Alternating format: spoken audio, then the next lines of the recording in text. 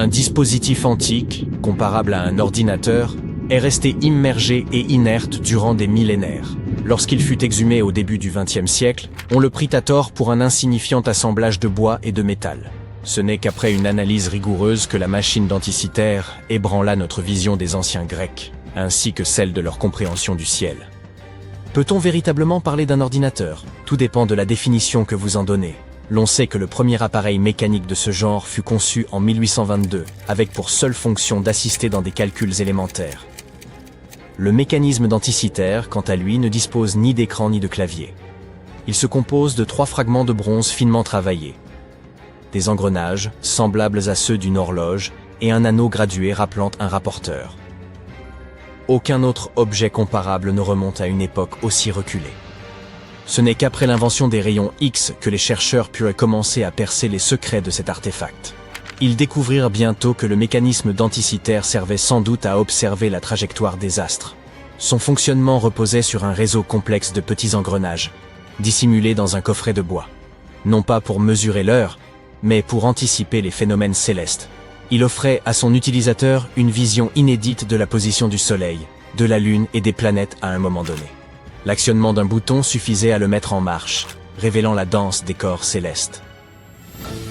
L'un des aspects les plus énigmatiques de cet objet est la présence de ces curieux pointeurs planétaires.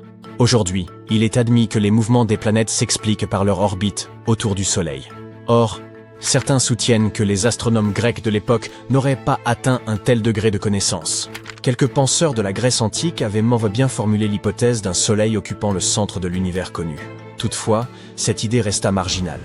Et pour cause, si la Terre tourne sur elle-même tout en gravitant autour du Soleil, pourquoi n'en ressentons-nous aucun mouvement? Il est possible que certaines pièces du mécanisme denticitaire reposent encore au fond des eaux, et que d'autres aient disparu à jamais. Dès lors, la finalité de cet instrument pourrait demeurer à jamais hors de notre portée. La version officielle concernant la première pile, elle aurait été inventée aux alentours du XIXe siècle. Ce dispositif reposait sur une alternance de disques de cuivre et de zinc, séparés par un morceau de tissu, le tout plongé dans un composé chimique permettant la conduction électrique. Pourtant, certains archéologues affirment avoir exhumé une pile 10 fois plus ancienne, connue sous le nom de pile électrique de Bagdad. Il se pourrait donc que les prémices de cette technologie aient discrètement traversé les âges sous nos yeux. De prime abord, la pile de Bagdad pourrait aisément passer pour un simple pot d'argile. Ce qui la distingue, ce sont ses composants. Un agencement d'éléments insolites enchâssés les uns dans les autres. En son sein se trouvait un cylindre de cuivre entourant une tige de fer, laquelle aurait traversé le couvercle du vase.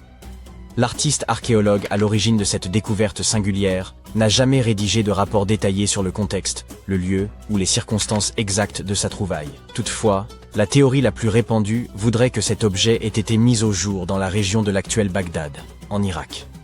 Un autre point sur lequel la plupart des experts s'entendent, cette batterie remonterait à l'ancienne cité de Ctésiphon. Son âge demeure néanmoins incertain. Certains estiment qu'elle date de plus de 2 millénaires, d'autres lui attribuent une ancienneté d'à peine 14 siècles. Même selon cette estimation la plus récente, elle précède de loin l'invention officielle de la pile électrique, qui ne remonte qu'à quelques centaines d'années. En l'absence de toute archive traitant de l'artefact, il est possible que nous ne découvrions jamais sa fonction. Mais alors, d'où vient l'hypothèse selon laquelle il s'agirait d'une pile? Cette interprétation repose sur la présence de 2 métaux, au potentiel électrochimique distinct, un principe fondamental dans le fonctionnement des batteries. On a également relevé des indices suggérant que ce récipient contenait autrefois une solution ionique, agissant comme électrolyte, l'élément essentiel au transport du courant électrique dans toute pile. L'analyse des traces de corrosion sur le pot suggère qu'il aurait pu renfermer un liquide proche du vinaigre. Même en admettant qu'il s'agisse bien d'une pile archaïque, elle n'aurait produit qu'un faible courant, 1 volt tout au plus. Les civilisations anciennes ne disposaient ni de téléviseurs, ni d'appareils ménagers, alors pourquoi auraient-elles eu besoin de batteries? De nombreuses théories ont vu le jour. À travers les âges, diverses cultures ont expérimenté les propriétés curatives de l'électricité. Les Grecs, par exemple, apaisaient certaines douleurs en posant des anguilles électriques sur leurs pieds. Une autre hypothèse fascinante avance que ces piles auraient été dissimulées dans des statues afin d'y provoquer un léger bourdonnement, conférant ainsi une aura mystique au rituel spirituel. Certains suggèrent également que ce dispositif aurait servi au plaquage de métaux, notamment pour dorer des objets, une technique courante chez les bijoutiers d'autrefois. Et s'il ne s'agissait pas d'un générateur d'électricité, peut-être n'était-ce qu'un contenant destiné à protéger des parchemins. Dans ce cas, la tige de fer aurait joué le rôle d'axe, autour duquel on aurait enroulé le manuscrit avant de l'introduire dans le cylindre de cuivre. Dans d'autres régions du globe, c'est une modeste pièce de monnaie qui semble avoir défié les lois du temps. En 1957, un archéologue amateur fit une découverte intrigante dans le Maine états-unien. Un fragment métallique qu'il prit d'abord pour une banale pièce anglaise du XIe siècle. Ce n'est que 2 décennies plus tard, en 1978, qu'un magazine local décida de publier un article à son sujet, intitulé « Les Anglais ont-ils été les premiers à découvrir l'Amérique ?» Un expert londonien en numismatique, après un simple coup d'œil, comprit que la pièce n'avait rien d'anglais. Il s'agissait, selon lui, d'un penny scandinave datant de la fin du XIe siècle. Mais comment une monnaie viking aurait-elle pu aboutir dans le Maine? Un spécialiste norvégien, venu examiner la pièce de près au musée d'État du Maine, confirma son authenticité. Le mystère reste entier quant à la façon dont elle y est parvenue.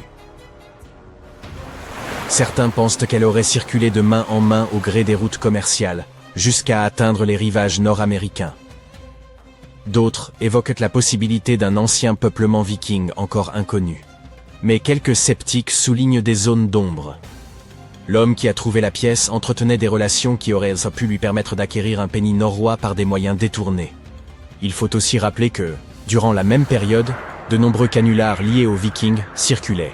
Pourtant, l'idée que des navigateurs nordiques aient exploré l'Amérique n'est pas née d'hier. Les sagas islandaises l'évoquent depuis longtemps. Ce n'est qu'à la suite de la mise au jour d'un site archéologique à Terre-Neuve que cette hypothèse commença à être prise au sérieux. Cela dit, cette découverte ne permet toujours pas d'attester l'authenticité de cette fameuse pièce.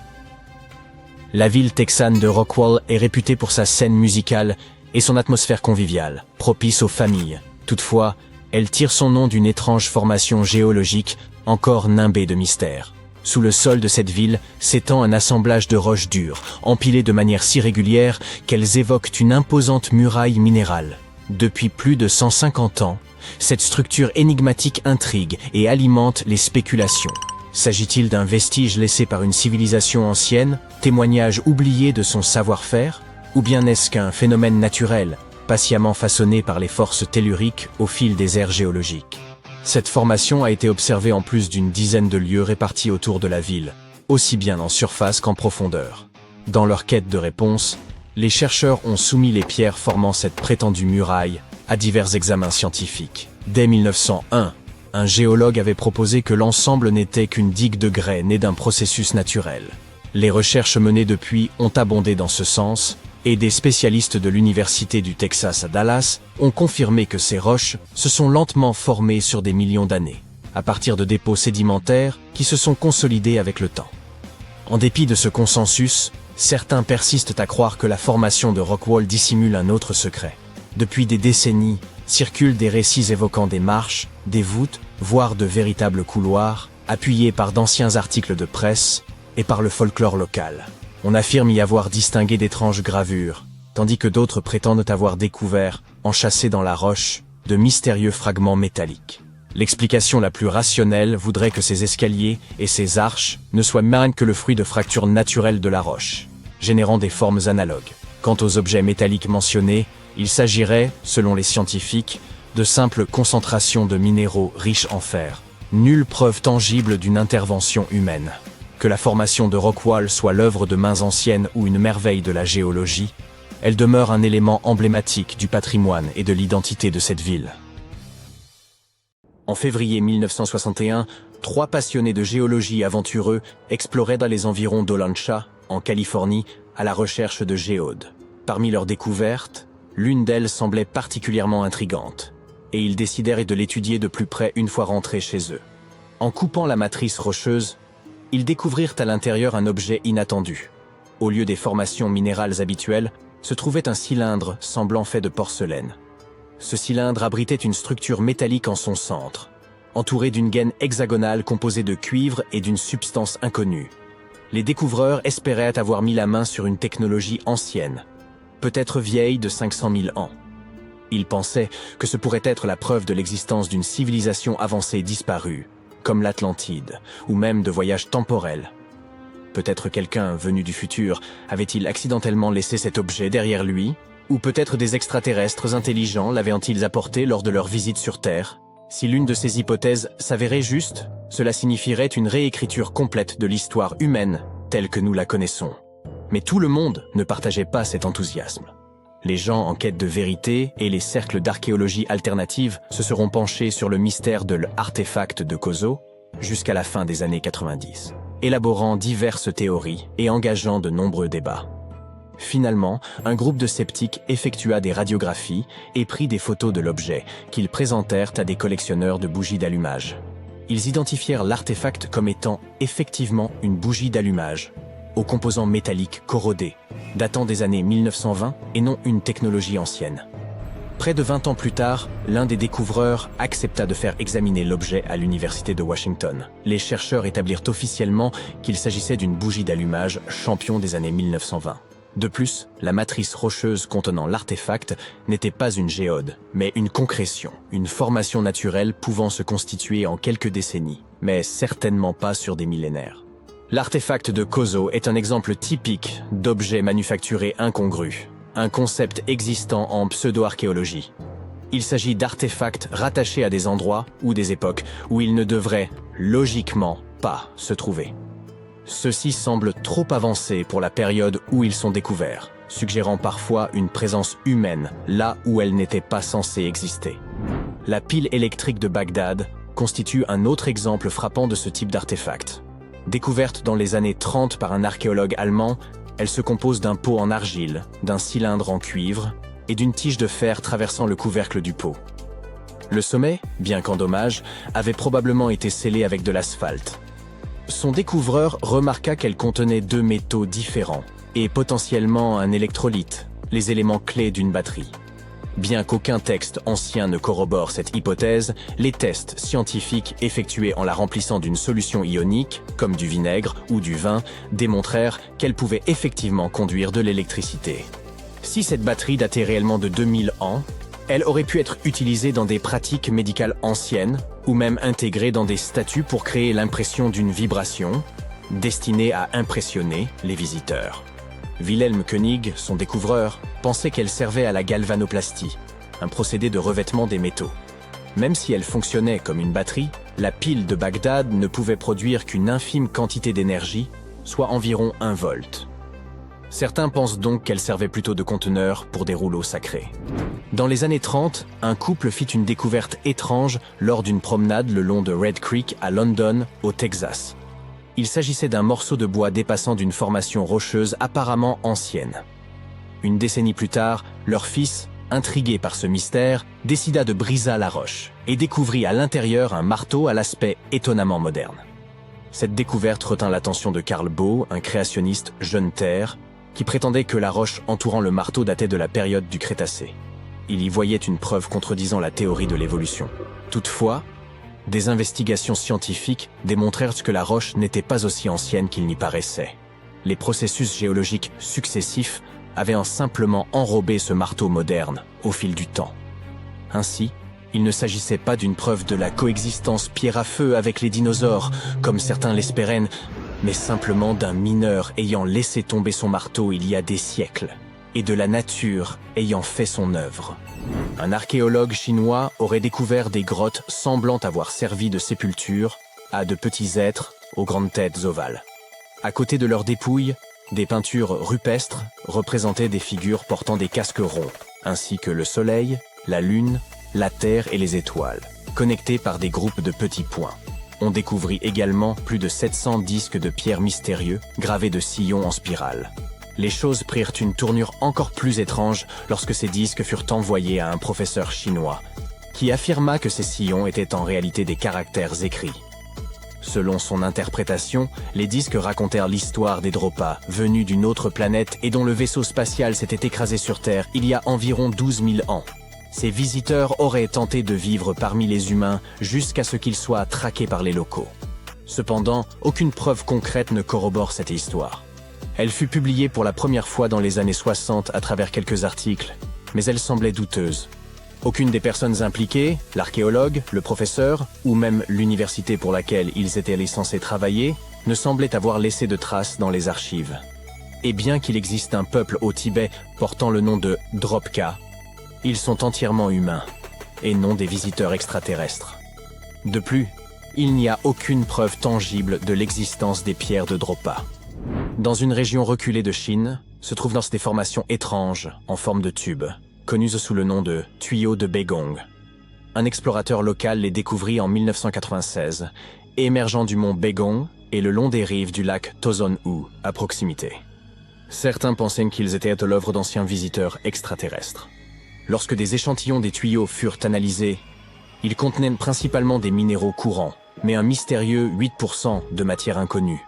Des tests révélèrent que ces tuyaux existaient avant l'apparition de l'homme. Des géologues chinois visitèrent le site et suggérèrent que ces tuyaux s'étaient formés naturellement au fil du temps. Il pourrait s'agir de sédiments s'accumulant dans les fissures de la terre ou même des racines d'arbres fossilisés, témoignant du passé luxuriant de la région. Mais tout cela reste incertain.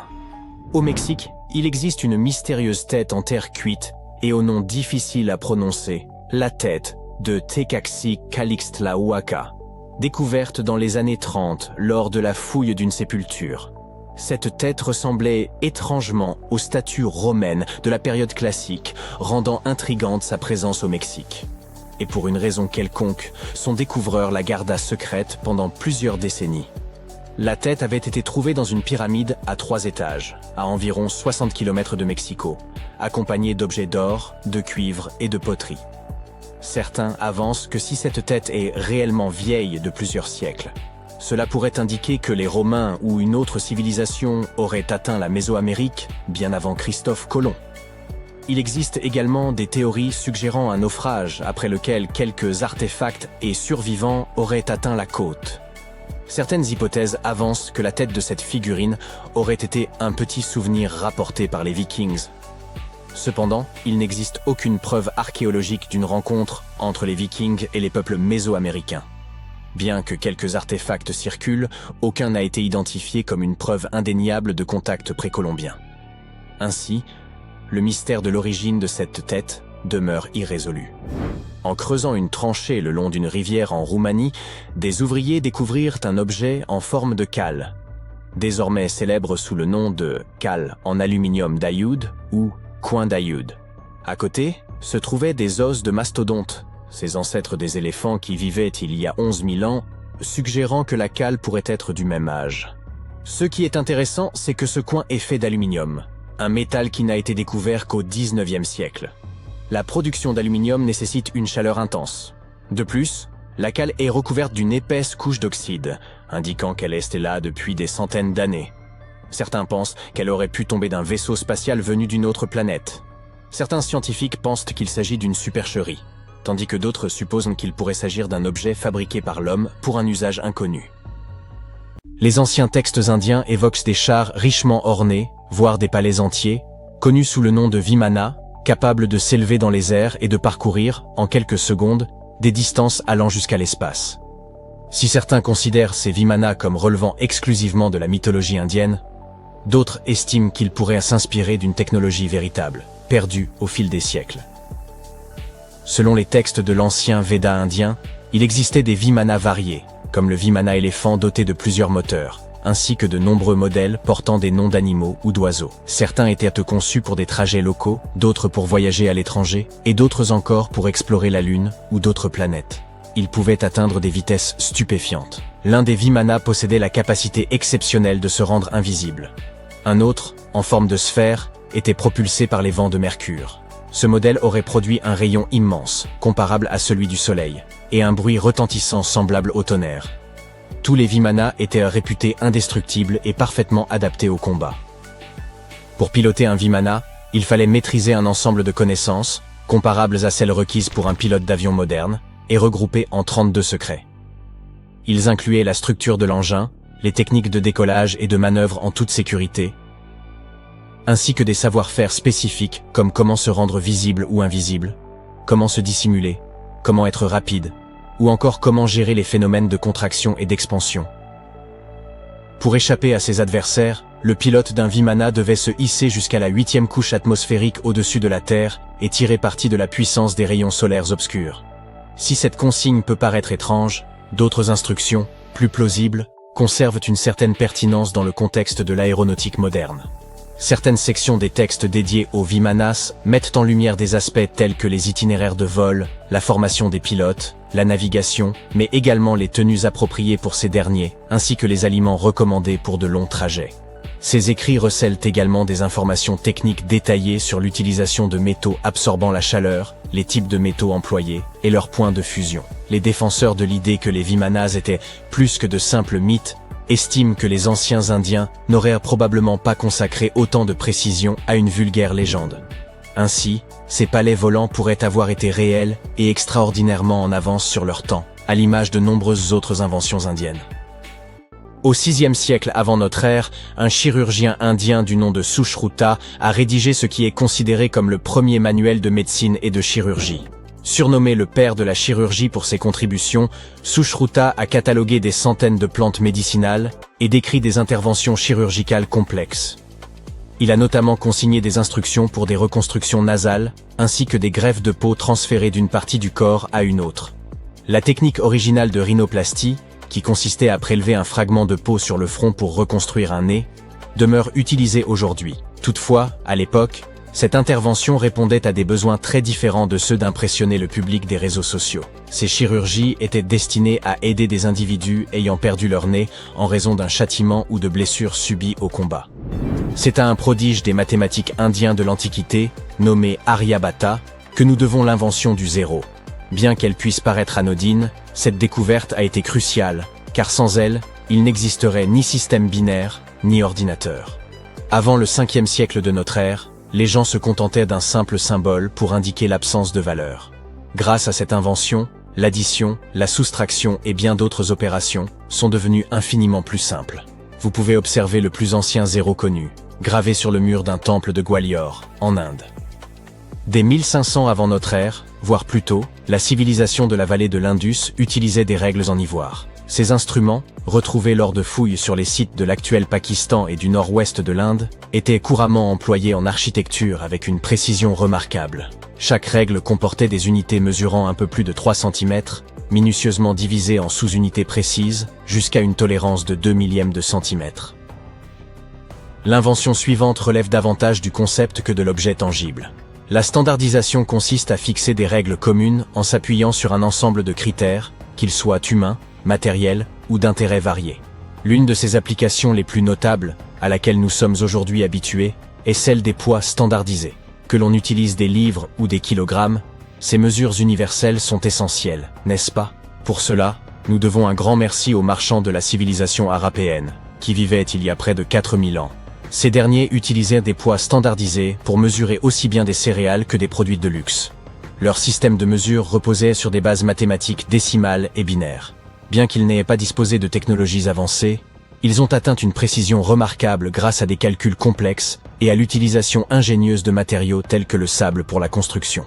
Leur expertise en matière de standardisation s'est diffusée jusqu'en Perse et en Asie centrale, devenant ainsi une norme mondiale en matière de pesée. Si le yoga est votre pratique favorite, vous avez une excellente raison de rendre hommage aux anciens sages indiens. Le yoga a été mentionné pour la première fois dans les Védas de la civilisation de l'Indus-Sarasvati, dans le nord de l'Inde, il y a plus de 5000 ans. Avec le temps, cette discipline a été perfectionnée et enrichie, devenant une vaste philosophie comprenant plus de 200 écrits sacrés consacrés à l'art d'atteindre l'illumination. Au début de notre ère, le yoga a pris une nouvelle dimension grâce à l'écrivain hindou Patanjali, qui a structuré la pratique dans son œuvre, les Yoga Sutras. Cette discipline s'est transformée en une méthode complète de rajeunissement du corps et en une pratique visant à prolonger la vie, avec des postures que l'on continue à exécuter sur les tapis d'aujourd'hui. Ce n'est qu'au XIXe siècle que le yoga a gagné le monde occidental, où il s'est rapidement propagé. Le jeu d'échecs, souvent considéré comme le jeu de prédilection des intellectuels, est également une invention indienne. Son ancêtre, connu sous le nom de Chaturanga, était un jeu de stratégie sur plateau qui a commencé à se populariser environ 3000 ans avant notre ère. Cette version primitive des échecs se jouait à 4 joueurs au lieu de 2 et comportait 64 cases. Chaque participant disposait de 8 pièces, allant des pions au roi, en passant par les fous et les cavaliers. À cette époque, on n'utilisait pas de dés classiques à 6 faces, mais un dé oblong. Les joueurs qui s'affrontaient étaient en réalité regroupés en 2 équipes selon leur position. La version moderne des échecs, telle que nous la connaissons aujourd'hui, trouve mention pour la première fois dans une légende de l'ancienne littérature indienne. Selon cette histoire, l'épouse du démon Ravana aurait inventé le jeu afin de divertir son époux. Le mot shampooin trouve son origine dans un terme hindi signifiant apaiser ou pétrir. Cette substance, inventée en Inde en 1762, servait à l'origine pour les massages crâniens, d'où son nom. Le premier shampooin était composé d'huile naturelle et de plantes. Les commerçants britanniques, séduits par cette idée, l'ont ramené en Angleterre. Puis il aura fallu plusieurs années pour que cette huile de massage évolue en shampooin tel que nous le connaissons aujourd'hui, mais son origine reste indienne. Contrairement aux Grecs anciens, qui portèrent des peaux d'animaux, les Indiens ont commencé à cultiver le coton dès les 5e et 4e siècles avant notre ère. Ils utilisaient des fils de coton pour fabriquer des textiles, qui devinrent rapidement très prisés en Méditerranée et au-delà. Le jute et la laine trouvent également leurs racines en Inde. Le Cachemire, célèbre pour être la laine la plus fine et la plus luxueuse, provient de la région du même nom, située à la frontière de l'Inde, du Pakistan et de la Chine. Quant aux boutons ornant ces vêtements de Cachemire, ils ont également une origine indienne. Il y a environ 5000 ans, la civilisation de la vallée de l'Indus transformait des coquillages en forme géométrique percés de petits trous. Ces ornements, d'abord purement décoratifs, furent ensuite utilisés pour attacher les vêtements. Lorsque l'on évoque les pionniers de la communication radio, le nom de Marconi est souvent celui qui domine. En 1909, il a même reçu le prix Nobel de physique pour ses travaux révolutionnaires. Pourtant, un autre génie, longtemps resté dans l'ombre, mérite d'être reconnu. Sir Jagdish Chandra Bose. Dès 1895, Bose a démontré le potentiel des ondes de communication radio. Lors d'une expérience à l'hôtel de ville de Calcutta, il a transmis une onde électromagnétique sur une distance de 23 mètres, traversant des murs, déclenchant une cloche et enflammant même de la poudre à canon. Marconi s'est inspiré de l'invention de Bose, le cohéreur à mercure, pour développer sa propre radio bidirectionnelle. Hélas, Bose n'a pas breveté son invention, et il n'a obtenu la reconnaissance de son génie qu'1 siècle plus tard.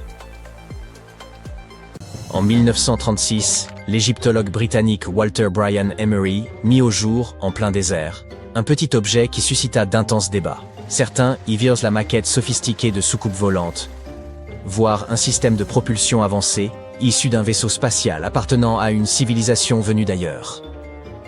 Emery consacra de longues années à l'exploration de sites archéologiques dans la vallée du Nil, en particulier dans l'immense nécropole antique de Saqqara. Il y découvrit quantité de trésors, mais le plus déroutant provenait de la tombe d'un haut dignitaire nommé Sabou. L'identité précise de ce personnage demeure incertaine, bien que certaines sources le présentent comme l'un des fils du pharaon Adjib. Le fait qu'il ait été enterré à Saqqara suggère un rang élevé au sein de la cour royale. L'époque à laquelle il vécut étant très ancienne, aucun document ne subsiste pour éclaircir son rôle exact ou son destin.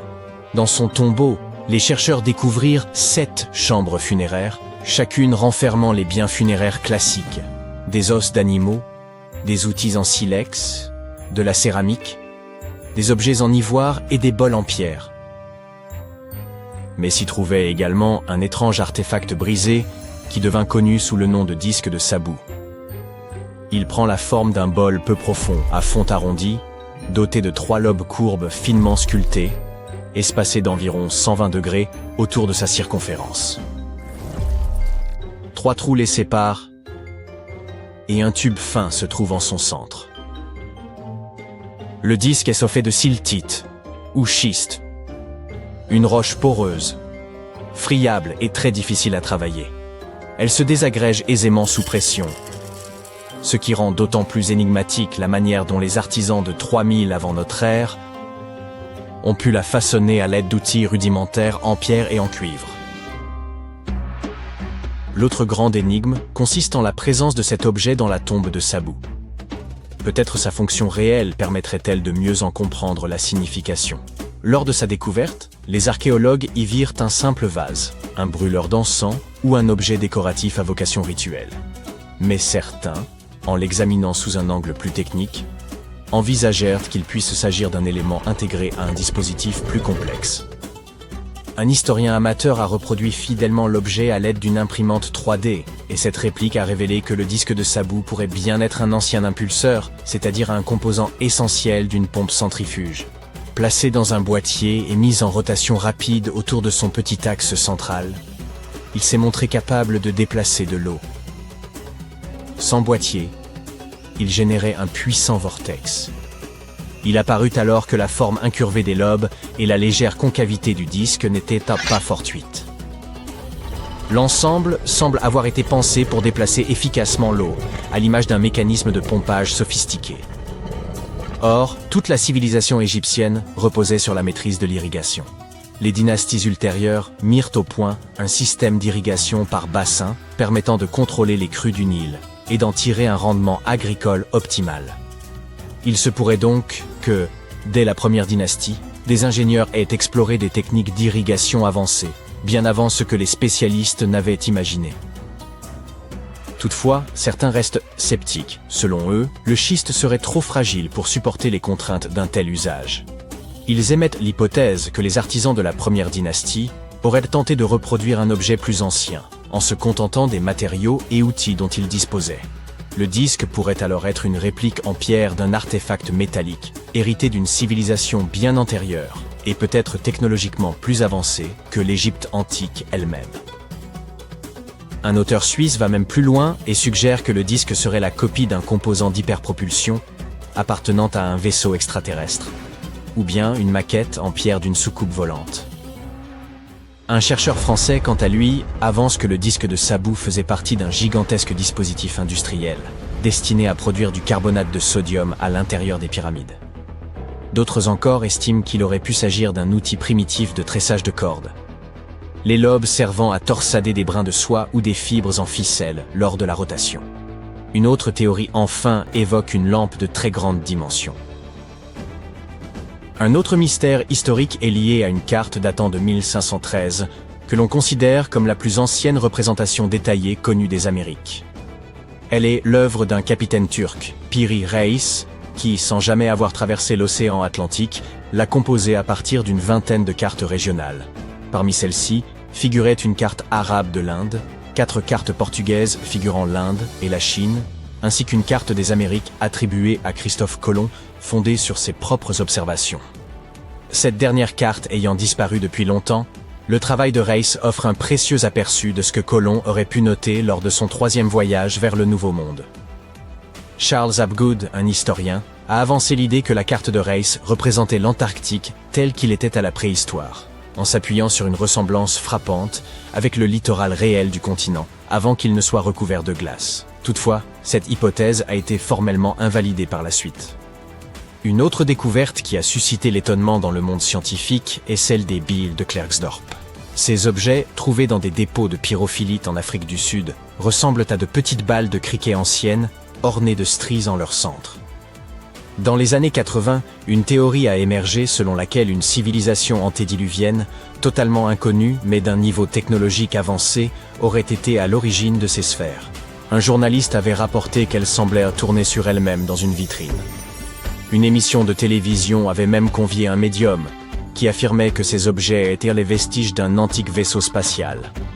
Pourtant, d'après les géologues, il s'agit simplement de formations sphériques naturelles, composées de minéraux distincts de ceux de la roche environnante. Les lignes semblables à des soudures ne sont que des empreintes laissées par les couches successives de la roche haute au fil du temps. Les billes de Klerksdorp présentent une variété de formes, allant de sphères légèrement aplaties à des disques bien définis. Quant à l'épisode de la sphère tournant seule, le conservateur du musée de Klerksdorp a apporté une explication rationnelle. Lorsqu'il a déposé l'objet dans une vitrine à l'occasion de la visite d'un journaliste, celui-ci a légèrement pivoté en raison de sa forme arrondie. De plus, la région étant sujette à des secousses sismiques causées par l'extraction aurifère voisine, cela pourrait également expliquer ce phénomène. Dans une région reculée de Chine, se trouvent d'étranges formations en forme de tube, connues sous le nom de tuyaux de Baigong. C'est un explorateur local qui les a découverts en 1996, émergeant des flancs du mont Baigong et des rives du lac Tuosu voisin. Cette découverte a poussé certains à penser qu'il s'agissait de vestiges laissés par de très anciens visiteurs venus d'autres mondes. Lorsqu'on a analysé des échantillons de ces structures, les scientifiques ont constaté qu'elles étaient majoritairement composées de minéraux courants, mais qu'elles contenaient aussi, de manière inexpliquée, 8% de matière inconnue. Des examens complémentaires ont suggéré que ces formations existaient avant même l'apparition de l'homme. Des géologues chinois se sont ensuite rendus sur place et ont avancé l'hypothèse qu'il s'agissait de structures naturelles, formées au fil du temps, probablement des racines d'arbres fossilisés remontant au passé verdoyant de la région. Néanmoins, le mystère reste entier. Alors qu'ils creusaient une tranchée le long d'une rivière en Roumanie, des ouvriers ont mis au jour une cale métallique, aujourd'hui connue sous le nom de coin en aluminium d'Ayoud, ou encore artefact d'Ayoud. Juste à côté, se trouvaient des os de mastodontes, ces lointains cousins des éléphants ayant vécu il y a environ 11 000 ans. Cela a conduit certains à penser que le coin datait de la même époque. Ce qui intrigue, c'est que cette cale est en aluminium, un métal qui n'a été découvert qu'au XIXe siècle et dont la production exige des températures extrêmes. Elle serait recouverte d'une épaisse couche d'oxyde, présente depuis plusieurs siècles. Certains avancent qu'il pourrait s'agir d'un débris provenant d'un vaisseau spatial extraterrestre, tandis que quelques scientifiques y voient une supercherie. D'autres considèrent qu'il pourrait s'agir d'une création d'origine humaine, dont la fonction reste toutefois indéterminée. Mesdames et messieurs, nous assistons aujourd'hui à un événement absolument historique. La foire aux machines géantes. Aujourd'hui, nous allons découvrir les plus grandes, les plus redoutables, les plus impressionnantes réalisations de l'industrie humaine. En commençant par... Oui, ça m'a tué la gorge. C'est bon si je te parle normalement ? D'accord, merci. Le dragon robot. Oui, vous avez bien entendu, c'est un véritable cracheur de feu. Il est vert et vraiment méchant. Mesurant 15 mètres de long et pesant 11 tonnes, ce monstre de la taille d'un éléphant a été construit en juillet 2010, après 3 ans de travail. Il aurait pu conquérir des châteaux médiévaux, mais son but réel était bien plus pacifique. Il a été conçu pour jouer le rôle, vous l'avez deviné, du dragon dans une pièce de théâtre allemande. Et il a aussi un petit nom à lui, il s'appelle Tradino, ce qui signifie à la fois tradition et innovation. Que font généralement les dragons pendant leur temps libre ? Correct, ils enlèvent les princesses. Eh bien, cette princesse pourrait s'avérer un peu trop métallique au goût de Tradino. La princesse de Liverpool n'est pas une princesse ordinaire, parce que c'est une araignée mécanique de plusieurs tonnes. Haha. Dans le cadre de l'événement capital de la culture de Liverpool en 2008, une entreprise française a été chargée de créer une œuvre d'art à grande échelle. 1 an auparavant, elle avait réalisé un énorme éléphant mécanique pouvant transporter jusqu'à 49 passagers. Cette fois-ci, ils se sont surpassés avec une installation qui sera assurément le pire cauchemar des arachnophobes. Dans la catégorie des machines qui peuvent transporter des marchandises, le Belaz 75 710 est le maître incontesté. Ce monstre venu de Biélorussie est aussi grand que 5 personnes et une simple roue de ce véhicule est plus grande qu'un individu. Pesant 360 tonnes à vide, il peut transporter une charge égale à 4 baleines bleues. Cela fait du Belaz à la fois le camion de transport le plus lourd jamais construit et le véhicule le plus solide au monde, et de loin. Mais pour que ces camions puissent transporter leur charge, il faut d'abord que quelque chose la fasse parvenir jusqu'à eux. Et le meilleur moyen de transport pour ces monstres est certainement le chargeur Le Tourneau L2350. Avec son énorme benne au sol, il est aussi long qu'une piste de bowling, et même plus. Et un peu plus grand qu'une girafe. Pas étonnant qu'il puisse déplacer plus de 70 tonnes de terre à la fois. Couplé à un Belaz comme transporteur, ces deux-là pourraient former un véritable duo absolument imbattable. Cela dit, s'il est agréable de déplacer et de transporter de la terre, avant tout cela, il faut d'abord creuser. Tu vois ce que je veux dire ? Et rien ne peut égaler les compétences en la matière de cette bête. La Liber R 9800 est l'une des plus grandes pelles minières du monde. Imagine, son poids à vide est de plus de 800 tonnes. C'est comme un régiment entier d'éléphants. Et son godet peut facilement accueillir une douzaine de personnes. Remplis-le d'eau chaude et tu auras un bon bain de fouille relaxant. Mais si tu veux rencontrer le roi de toutes les pelles, ne va pas plus loin que le Beiger 293. Construite en 1995 et toujours utilisée dans une mine en Allemagne, cette machine géante a même trouvé une place dans le Guinness des records du monde en tant que plus grand véhicule terrestre de la planète. Sa taille est tout simplement stupéfiante, 2 terrains de football et demi en longueur et 1 en hauteur. Étonnamment, il n'est pas unique en son genre, il existe d'autres Beigers presque aussi grands, produits par la même entreprise et utilisés dans d'autres mines. La puissance de creusement d'un tel mastodonte n'a pas d'égal à ce jour. En ce qui concerne l'extraction du charbon, l'Allemagne semble vouloir absolument occuper la première place en matière de machines. En tout cas, je ne vois pas d'autre explication à l'existence de notre concurrent suivant, le F-60 Overburden Conveyor Bridge. En fait, il s'agit d'une série de 5 ponts convoyeurs qui ont été construits de 1969 à 1991, mais qui agissent comme une seule structure. Ce monstre est souvent décrit comme une tour Eiffel couchée en raison de sa longueur. C'est officiellement la plus longue machine mobile de toute la planète. Elle est utilisée pour déplacer les morts-terrains du site minier, c'est-à-dire la roche et le sol se trouvant au-dessus des dépôts naturels utiles. Maintenant, si tu rassembles un poids de 15 statues de la liberté dans une seule machine, tu obtiendras ce transporteur sur chenille, l'un des 2 énormes transporteurs utilisés par la NASA. Ce monstre de véhicule est utilisé depuis plus d'un demi-siècle et c'est lui qui achemine avec soin les fusées lunaires et les navettes spatiales vers la rampe de lancement. Sa vitesse est également impressionnante. La chenille se déplace à une vitesse époustouflante de 1,6 km/h, ce qui est beaucoup pour sa catégorie. Eh oui, il n'y a probablement pas d'autre machine au monde qui puisse transporter 20 Boeing 777 avec des passagers à bord en restant ainsi à l'aise-blaise. En parlant d'avions, on peut se demander comment certains d'entre eux décollent, sans parler des grandes distances qu'ils parcourent. L'Antonov AN-225 est un exemple de cette invraisemblance qui défie la physique. Prends le Big Ben, mets-le à l'horizontale et tu obtiendras l'envergure de l'Antonov. À peine moins de 90 mètres. C'est le plus gros avion cargo du monde et il vole depuis 1988. À l'époque, il était 1,5 fois plus grand que tous les avions jamais construits. Et même si de plus gros avions ont fait leur apparition depuis, il détient toujours le record de taille parmi les avions cargo. Et par grands avions, j'entends par exemple cet oiseau de fer géant, le Stratolaunch.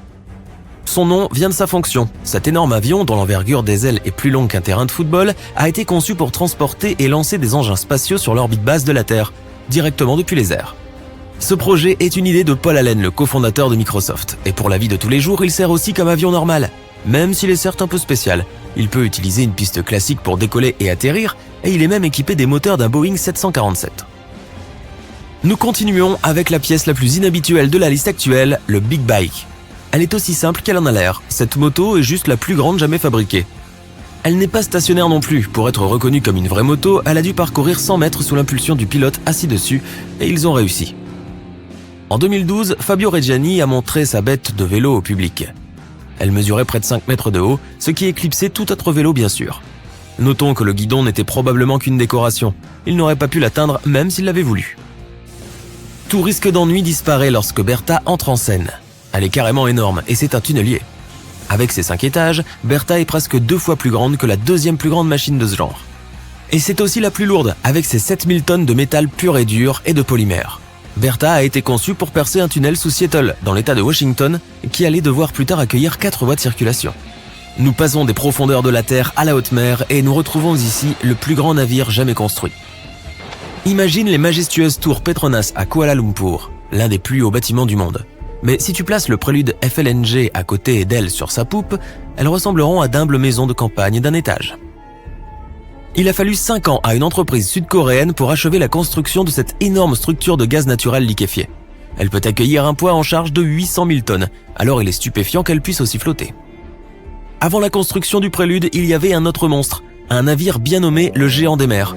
Sa longueur était d'environ 460 mètres, ce qui suffisait à faire tenir les mêmes tours Petronas sur son pont. En termes de taille, il n'y a que le pont roulant F-60 et le prélude qui peuvent le battre dans cette liste. Il n'en demeure pas moins qu'il a été le champion pendant plus d'une décennie. Il a été construit en 1979, 12 ans avant que la F-60 ne soit achevée. Maintenant, regardons les étoiles et émerveillons-nous de leur beauté. Et pour nous aider dans cette tâche, voici le plus grand radiotélescope du monde. Son nom est FAST et il est situé dans le sud de la Chine. FAST a commencé à fonctionner fin 2019 et il a immédiatement attiré l'attention des astronomes du monde entier. C'est l'un des engins les plus sensibles sur Terre, capable de détecter les signaux les plus éloignés de l'univers. Et il faut avouer que cette antenne géante est absolument éblouissante. Et enfin, notre champion du monde invaincu. Mesdames et messieurs, veuillez accueillir avec des applaudissements l'énorme et puissant Grand Collisionneur de Hadron. Il s'agit sans aucun doute de la plus grande machine fabriquée par l'humanité et elle conservera probablement sa première position pendant de nombreuses années. Le but de cette chose incompréhensible est l'accélération des particules. En gros, ce sont des expériences de physique à très grande échelle. Le collisionneur est enterré à environ 180 mètres sous terre et a une forme d'anneau. Et la longueur totale de celui-ci est de 27 km, soit 2 fois et demi, 11 km, la longueur du Challenger Deep dans la fosse des Mariannes. Il te faudrait une journée entière pour parcourir la circonférence du tunnel. Mais naturellement, il n'a pas été conçu pour marcher. Les particules atomiques volent ici à des vitesses proches de celles de la lumière. Alors tu ferais mieux de les éviter. Le 30 octobre 1759, les habitants du Moyen-Orient ont été réveillés en sursaut par un tremblement de terre. Des fissures sont apparues sur les murs de leur maison, les toits ont commencé à s'effondrer. Les gens sont sortis en courant de leur maison et se sont rassemblés dans des zones dégagées. Mais à cause des fortes secousses, ils continuaient à perdre pied et à tomber. Un mois plus tard, un autre tremblement de terre s'est produit qui s'est avéré être encore plus fort. Des arbres ont été brisés, des maisons se sont effondrées, des fissures profondes sont apparues dans le sol. La catastrophe a duré 2 minutes. Des oasis, des routes et des villes ont été détruites. Miraculeusement, les anciens bâtiments de Baalbek ont résisté au tremblement de terre. Certains historiens affirment que ce lieu majestueux et mystérieux a été construit sous l'Empire romain. Mais de nombreux chercheurs ne sont pas d'accord. Quelle que soit la vérité, la ville est l'un des principaux mystères archéologiques de l'humanité. Le bâtiment le plus étonnant de Baalbek est le temple de Jupiter. Les habitants de l'Empire romain croyaient que Jupiter détenait le pouvoir sur la foudre et le tonnerre. Le bâtiment ressemblait à une plateforme avec 54 colonnes sur lesquelles reposait un toit massif. Aujourd'hui, on ne peut plus voir que 6 colonnes de 20 mètres de haut. Chacune d'entre elles est composée de 3 sections et ressemble à un crayon. Les mines de ces crayons ont été construites en plomb, ce qui a rendu les colonnes exceptionnellement solides. Chacun de ces morceaux de pierre pesait la somme incroyable de 80 tonnes. C'est le poids de 35 SUV Ford Explorer. Voici le plus grand bloc de la Grande Pyramide de Gizeh. Mais comparé au bloc de Baalbek, il ne semble même pas si impressionnant. Les fondations sous le temple de Jupiter ont été préservées. C'est ainsi que les spécialistes ont découvert qu'il était composé d'environ 25 pierres monolithiques pesant 450 tonnes chacune. Cela signifie que les blocs de Baalbek pèsent presque 4 fois plus que les blocs d'Égypte. Il y a 3 autres énormes blocs de calcaire dans les fondations, pesant chacun 800 tonnes. C'est plus de 2 fois le poids d'un avion Boeing 747. Les anciens bâtisseurs ont dû avoir du mal à sculpter de tels géants dans un morceau de pierre. Et après cela, ils ont aussi dû les tirer jusqu'au site de construction et les soulever à une hauteur importante. Répéter cette logistique serait probablement un cauchemar pour les constructeurs d'aujourd'hui. Pour réaliser une telle quantité de travail, ils auraient besoin d'un équipement moderne. Mais les constructeurs de Baalbek n'avaient pas de camions, de grues avec des scies circulaires ou d'électricité. Comment les bâtisseurs du passé ont-ils réussi à faire cela ? Les scientifiques ont une théorie qui inclut des cordes, des treuils et des systèmes de levier. Naturellement, les ingénieurs du passé ont fabriqué tous ces gadgets en bois. À environ 900 mètres des ruines du complexe du temple se trouve une carrière. Les archéologues supposent que c'est là que les pierres de la construction ont été taillées. Ils y ont trouvé un bloc de calcaire qui semblait être trop grand, même pour cet endroit incroyable. Le monolithe a été baptisé la pierre du Sud. Il mesurait 20 mètres de long sur 4 mètres de large. Les anciens bâtisseurs n'ont pas eu le temps de le séparer complètement de sa roche-mère. Un groupe de scientifiques autrichiens a estimé que ce morceau de calcaire pesait plus de 1000 tonnes, soit l'équivalent de 3 avions Boeing ou 160 éléphants d'Afrique. Une autre surprise attendait les archéologues près de la pierre du Sud. C'était un deuxième monolithe pesant plus de 1200 tonnes. Mais les anciens bâtisseurs ne se sont pas arrêtés là. Ils ont continué à travailler. En 2014, dans la même carrière, des archéologues allemands ont déterré un bloc qui pesait 1650 tonnes. Personne n'a encore compris pourquoi les bâtisseurs du passé avaient eu besoin d'un morceau de pierre qui pesait autant que 125 bus scolaires. On ne sait pas non plus comment ils comptaient déplacer ce colosse et pourquoi ils n'ont pas terminé le travail. Quoi qu'il en soit, ce troisième monolithe est le plus grand morceau de pierre transformé de l'histoire de l'humanité. Il y a à ce jour plus de questions que de réponses. Certains chercheurs pensent que les anciens bâtisseurs avaient des équipements de pointe. D'autres ne le pensent pas, mais sont impatients de comprendre comment les bâtisseurs ont réussi à déplacer ces pierres. Il y a un grand nombre de bâtiments et d'artefacts anciens dans le monde. Beaucoup d'entre eux rendent encore les chercheurs perplexes. Près de la pyramide de Djeser, en Égypte, les archéologues ont découvert un réseau de tunnels. Cet endroit s'appelle le Sérapéum. Il contient 24 sarcophages pesant de 70 à 100 tonnes. Les boîtes géantes ont été sculptées dans un seul morceau de granit et recouverts de lourds couvercles. Les sarcophages sont parfaitement symétriques. Au toucher, leurs parois sont aussi lisses que du verre. Même avec notre niveau actuel de technologie, c'est très difficile à réaliser. Mais les anciens Égyptiens ont réussi cet exploit. La coupe de Lycurgue est un artefact inestimable et un exemple de nanotechnologie ancienne. Elle est faite d'un verre qui peut changer de couleur.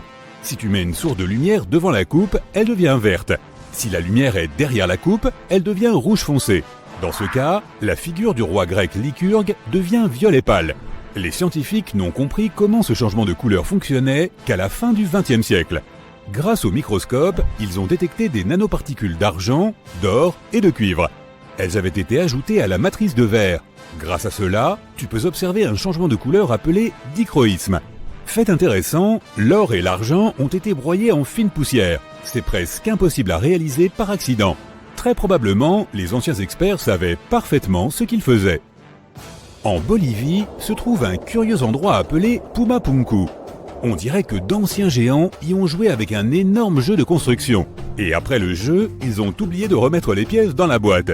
Mais il n'y avait pas plus de géants autrefois qu'aujourd'hui. Ces énormes blocs de pierre ont simplement été sculptés par d'anciens bâtisseurs, il y a plus de 1500 ans. Certaines des pierres pèsent 100 tonnes. Les blocs ont été apportés à une altitude de près de 3900 mètres depuis la carrière située à 95 km du site de construction. Il n'y a pas de forêt dans cette zone, ce qui signifie que les bâtisseurs n'ont pas pu utiliser d'arbres pour fabriquer des rondins de bois. Le monument appartient à la civilisation Inca, or les scientifiques sont sûrs qu'elle n'avait aucun usage pour la roue. En 1992, les habitants d'un village chinois ont décidé de drainer un étang. Leurs ancêtres l'utilisaient pour laver le linge et attraper des poissons depuis des centaines d'années. Ils ont pompé l'eau sans relâche pendant 17 jours. Au fond du réservoir, ils ont fait une découverte inattendue. Les villageois ont vu l'entrée d'une grotte qui descendait à une profondeur de 30 mètres. Cette incroyable découverte a été baptisée les grottes de Longyu. Des bâtisseurs inconnus avaient creusé des galeries de 30 000 mètres carrés. On y trouve des pièces séparées, des ponts, des bassins et des colonnes qui soutiennent le plafond. Les murs de la grotte sont couverts d'étranges lignes et motifs sculptés. Les scientifiques n'ont pas trouvé d'informations sur l'identité de ceux qui ont creusé les grottes, ni sur la raison pour laquelle ils l'ont fait. La technologie de construction reste également un mystère. Antonio Stradivari a vécu en Italie au XVIIIe siècle. Il créait des instruments de musique. Plus de 600 de ses œuvres ont survécu jusqu'à aujourd'hui. 500 d'entre elles sont des violons. L'un de ces instruments a été vendu aux enchères pour 16 millions de dollars. Les violons fabriqués par ce maître ont un son clair et profond. Les chercheurs n'arrivent pas à comprendre pourquoi les instruments de Stradivarius produisent des sons si uniques. Peut-être est-ce dû au vernis que le maître a utilisé pour recouvrir les violons.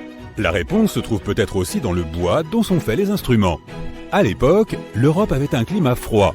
À cause de cela, le bois est devenu plus dense, et les instruments qui en étaient faits avaient un son particulièrement agréable à l'oreille. Dans la ville indienne de Delhi, il y a un pilier de 7 mètres de haut. Il pèse 6 tonnes et demie et est composé à 98% de fer forgé. Le pilier, vieux de 1600 ans, ne présente aucun signe de rouille ni de dégradation. Les scientifiques pensent que si le monument est si bien conservé, c'est grâce au climat sec et à la composition chimique du métal qui l'a rendu résistante à la corrosion. Et pourtant, les chercheurs ne savent pas comment les forgerons ont réussi à fabriquer un pilier en fer qui ne craigne pas la rouille.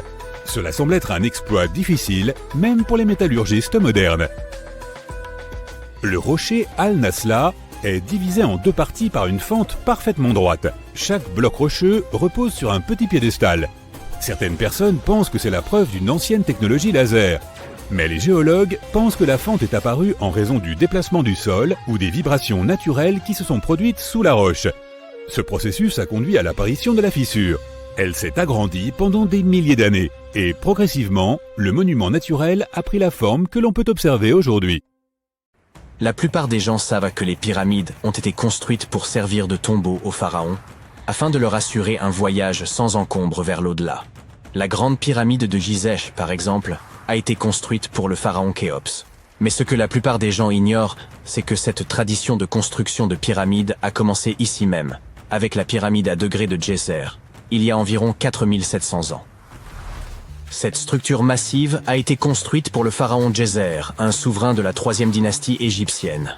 Elle s'élève sur 6 niveaux au-dessus du sol et mesure environ 60 mètres de haut. Aujourd'hui, nous la considérons comme un projet architectural phénoménal. Mais pour les anciens Égyptiens, la pyramide à degrés de Djéser représentait plutôt une vaste expérience. Un essai, si l'on peut dire. destinées à perfectionner leurs compétences en matière de construction avant de passer à des pyramides encore plus ambitieuses. Atteindre de nouveaux sommets est très excitant, mais le véritable mystère réside dans ce qui se passe sous terre. Dans le labyrinthe souterrain de cette pyramide, un réseau de tunnels s'étend sur environ 5,5 km. Certains chercheurs pensent que ces tunnels pourraient avoir fait partie d'un système d'adduction d'eau très sophistiqué, et cela pourrait changer complètement notre vision de la construction des pyramides. Parlons de ce complexe massif situé à Saqqara. Autour de la pyramide, il y a ce qu'on appelle une douve sèche, une tranchée continue qui fait environ 50 mètres de large et près de 3 km de long. Elle forme une sorte de rectangle autour de la pyramide. Cette tranchée a une profondeur moyenne d'une vingtaine de mètres. Si l'on additionne toute la terre et la roche creusée pour créer cette douve, cela représente environ 10 fois le volume de la pyramide elle-même. Pendant longtemps, les gens ont pensé que cette tranchée n'était rien d'autre qu'une immense carrière, un endroit où l'on avait extrait de la pierre et de l'argile pour construire la pyramide à degrés. C'est logique, non?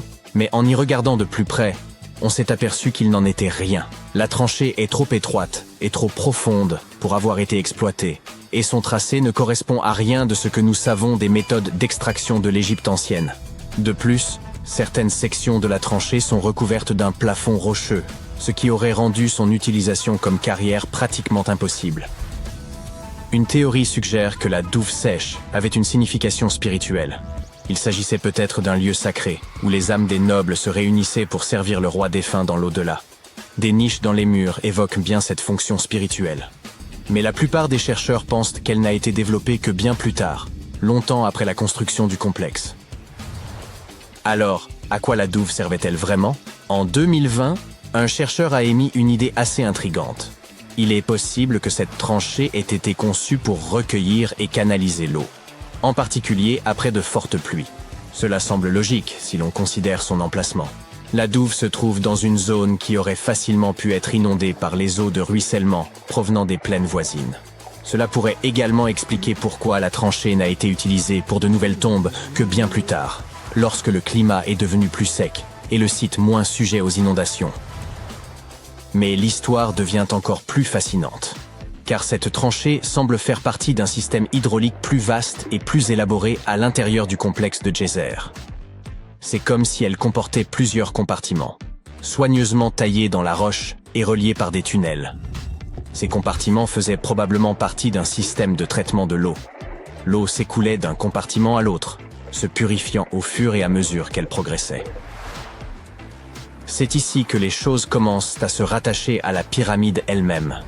Le complexe de Djéser comporte une série de puits souterrains, et certains chercheurs pensent que l'eau de la douve a pu être utilisée pour alimenter un système d'ascenseur hydraulique. Cet ascenseur hydraulique géant aurait alors servi à soulever les lourdes pierres nécessaires à la construction de la pyramide. Il fonctionnait comme un volcan, mais au lieu de lave, c'est de l'eau qui soulevait les blocs de pierre. Imaginez un grand trou profond dans le sol au centre du site de la pyramide. À l'intérieur de ce trou, il y avait une énorme plateforme en bois, un peu comme un radeau géant qui pouvait monter et descendre. Lorsque les ouvriers voulaient soulever une pierre lourde, ils remplissaient le trou d'eau. Lorsque le niveau de l'eau montait, la plateforme en bois se mettait à flotter, emportant la pierre avec elle, un peu comme un ascenseur géant. Lorsque la pierre atteignait la bonne hauteur, les ouvriers la faisaient glisser de la plateforme vers la pyramide. L'idée, c'est que l'eau de la tranchée, après avoir été nettoyée et filtrée, se serait écoulée dans ces puits. Un flotteur énorme, peut-être en bois, s'élevait alors au fur et à mesure que l'eau remplissait le puits, soulevant les pierres jusqu'à l'endroit où on en avait besoin pour la construction. Une fois la pierre en place, l'eau était évacuée et la plateforme redescendait, prête à soulever la pierre suivante. Ce système de levage hydraulique sophistiqué aurait pu changer la donne, rendant l'ensemble du processus de construction beaucoup plus rapide et efficace, et permettant d'économiser de la main-d'œuvre. C'est comme si les anciens Égyptiens avaient déjà adopté la notion selon laquelle travailler plus intelligemment vaut mieux que travailler plus durement. Mais bien sûr, tout le monde n'est pas d'accord avec cette théorie. Certains experts affirment que la zone où a été construite la pyramide à degrés de Djéser n'aurait pas pu fournir suffisamment d'eau. Les pluies étaient assez rares pour entretenir un système hydraulique aussi élaboré. La théorie principale suggère qu'il y avait peut-être un lac à proximité, qui se serait rempli après chaque période de pluie et qui aurait fourni l'eau dont le complexe avait besoin pour son système hydraulique. Or, aucun écrit de l'Égypte ancienne ne fait mention d'un tel lac. Il s'agit donc plus d'une hypothèse que d'une réalité. Et puis, il y a la question du travail lui-même. Vous vous souvenez que j'ai dit que cette méthode aurait pu permettre aux anciens bâtisseurs d'élever des pierres avec beaucoup moins d'efforts? Ce n'est peut-être pas tout à fait vrai. Selon certains experts, la construction de ce dispositif aurait nécessité beaucoup plus de travail que le simple déplacement des blocs de pierre nécessaires à l'édification du monument. Et n'oublions pas que la pyramide à degrés de Djéser est relativement petite comparée à celles qui ont suivi. Les pierres utilisées pesaient en moyenne 300 kg chacune, ce qui n'est rien comparé aux blocs de plus de 2,5 tonnes utilisés plus tard pour la pyramide de Khéphren. S'il nous faut complètement écarter cette théorie de l'ascenseur hydraulique, il nous reste à expliquer comment cette pyramide a été construite. Pour répondre à cette question, nous devons revenir un peu en arrière et parler des plans d'origine. Avant que la tombe de Djéser ne devienne une pyramide, l'idée était de construire un simple mastaba. Ce type de tombeau était assez courant dans les périodes antérieures. Une structure rectangulaire à toit plat avec des côtés inclinés. Mais une fois le mastaba original terminé, ils auraient décidé de l'agrandir un peu en ajoutant quelques couches supplémentaires. Ils auraient ensuite ajouté d'autres couches jusqu'à ce que la construction atteigne 6 niveaux distincts, chacun plus petit que le précédent. Et ils auraient probablement fait tout cela en soulevant ces lourdes pierres à l'aide de passerelles, et non d'un ascenseur hydraulique. Nous ignorons encore beaucoup de choses sur la pyramide à degrés de Djéser. Des recherches supplémentaires sont certainement nécessaires pour comprendre comment ce système fonctionnait, ou s'il a même existé. Mais l'idée d'utiliser de l'eau pour construire une pyramide apporte une nouvelle dimension à notre compréhension de l'ingénierie de l'Égypte ancienne. Cela nous rappelle avec force à quel point ces bâtisseurs étaient intelligents et ingénieux, mettant à profit les ressources naturelles dont ils disposaient pour créer l'un des monuments les plus emblématiques de l'histoire.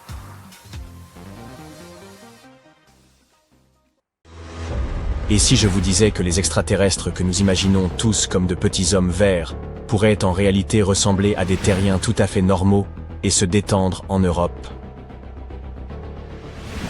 C'est la péninsule ibérique, et les personnes qui y vivent sont sous suspicion. Voici la raison.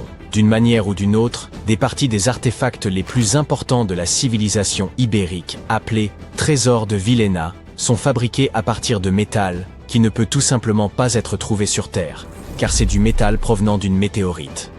Abordons cela étape par étape. Voici l'artefact lui-même, trésor de Villena, et il est composé de 59 objets différents. Des bols, des bouteilles et des bracelets. Y a-t-il un motif là, avec tous ces baies? Au total, la découverte pèse environ 9 kg, dont 8 kg sont en or de 23,5 carats. Si vous n'êtes pas un spécialiste du métal, je vais vous éclaircir cela tout de suite. À titre de comparaison, l'or 23K est composé à 95,8% d'or pur, donc l'or 23,5K est encore plus pur. Le pourcentage restant correspond à d'autres métaux qui aident à ajouter de la résistance et de la durabilité à l'alliage précieux. Il y avait aussi de l'argent, du fer et de l'ambre dans cet ensemble. L'artefact aurait pu être assez simple, mais pour ces deux-là, appelons-les imposteurs. Regardez ce bracelet en fer forgé et cette hémisphère creuse. Voyez-vous cela? Ces lignes rouillées sur l'hémisphère et la couleur étrange du bracelet se démarquent vraiment, puisque tout le reste est constitué du plus pur or. Tout a commencé en 1963, lorsqu'un chercheur a remarqué un métal sombre plombé parmi les bols et bouteilles brillants. Le métal était brillant à certains endroits et recouvert d'un oxyde d'apparence ferreuse qui était principalement fissuré. Pour que vous compreniez bien, l'or ne se comporte généralement pas de cette manière. L'or est l'un des métaux les moins réactifs. Il ne se ternit donc même pas, encore moins rouille. Pour déterminer d'où provenait ce fer suspect, les chercheurs ont utilisé la spectrométrie de masse, qui examine le rapport masse-charge des molécules. Leurs découvertes ont montré que le nickel dans le fer est similaire à celui que l'on trouve dans le fer météoritique. En termes simples, le bracelet et l'hémisphère sont d'origine extraterrestre. L'âge exact de ce trésor est difficile à déterminer, mais il est crucial. Nous devons connaître l'âge exact pour voir s'il coïncide avec le début de l'âge du fer dans la péninsule ibérique. Si c'est le cas, alors pas de questions supplémentaires ici. Mais si ça ne l'est pas, eh bien c'est pour le moins étrange, sinon suspect. Donc, il existe ce système des 3 âges. Il se compose de l'âge de la pierre, puis de l'âge du bronze, et enfin de l'âge du fer. L'âge de la pierre n'est pas important ici. Comparons les âges du bronze et du fer. L'âge du bronze a commencé lorsque l'on s'est rendu compte que la combinaison du cuivre et de l'étain produisait un matériau plus durable que chacun de ces métaux pris séparément. Cette ère était entièrement consacrée à de grandes améliorations des outils et des armes. Mais 2 inventions majeures se sont distinguées, les systèmes d'écriture et la roue. Puis vint l'âge du fer. Cette période était entièrement consacrée à l'introduction progressive du fer dans la vie quotidienne. Le fer était beaucoup plus facile à modeler en designs astucieux que le bronze. C'était important parce que le fer, surtout lorsqu'il était transformé en acier, apportait des améliorations significatives dans tous les aspects de la vie. Les outils devenaient plus légers, moins chers et plus résistants par rapport à leurs équivalents en bronze. Vous suivez? Parfait. Ainsi, les chercheurs ont longtemps débattu de savoir si le trésor remonte à l'ère post-argarique ou à la dernière partie de l'âge du bronze. La dernière étude affirme que ces artefacts ont été créés entre 1400 et 1200 avant Jésus-Christ. Et quelque chose ne colle pas vraiment. Tout d'abord, l'âge du fer a commencé environ 500 ans après la création de ces artefacts. De plus, les anciens artisans ne pouvaient pas savoir à l'époque comment travailler avec des métaux qui sont arrivés sur Terre il y a environ 1 million d'années.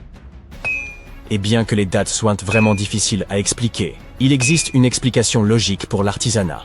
La théorie ici est que ces métallurgistes avaient simplement accès à la météorite tombée, et ainsi ils pouvaient bien l'étudier et découvrir ses propriétés avant de l'utiliser à des fins décoratives.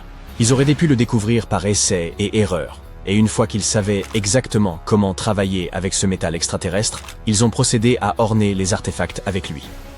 De plus, il y avait les Phéniciens qui ont contribué à leur artisanat. Il est vrai que les peuples ibériques travaillaient le métal et fabriquaient de la poterie bien avant que les Phéniciens ne s'installent sur la péninsule. Mais l'arrivée de nouvelles techniques de travail des métaux et l'introduction du tour de potier leur ont permis de produire des biens de meilleure qualité beaucoup plus rapidement qu'auparavant. Alors, nous avons découvert les origines extraterrestres des artefacts ibériques, mais devinez quoi? Cette zone est toujours suspecte. La raison en est la langue qu'ils parlaient.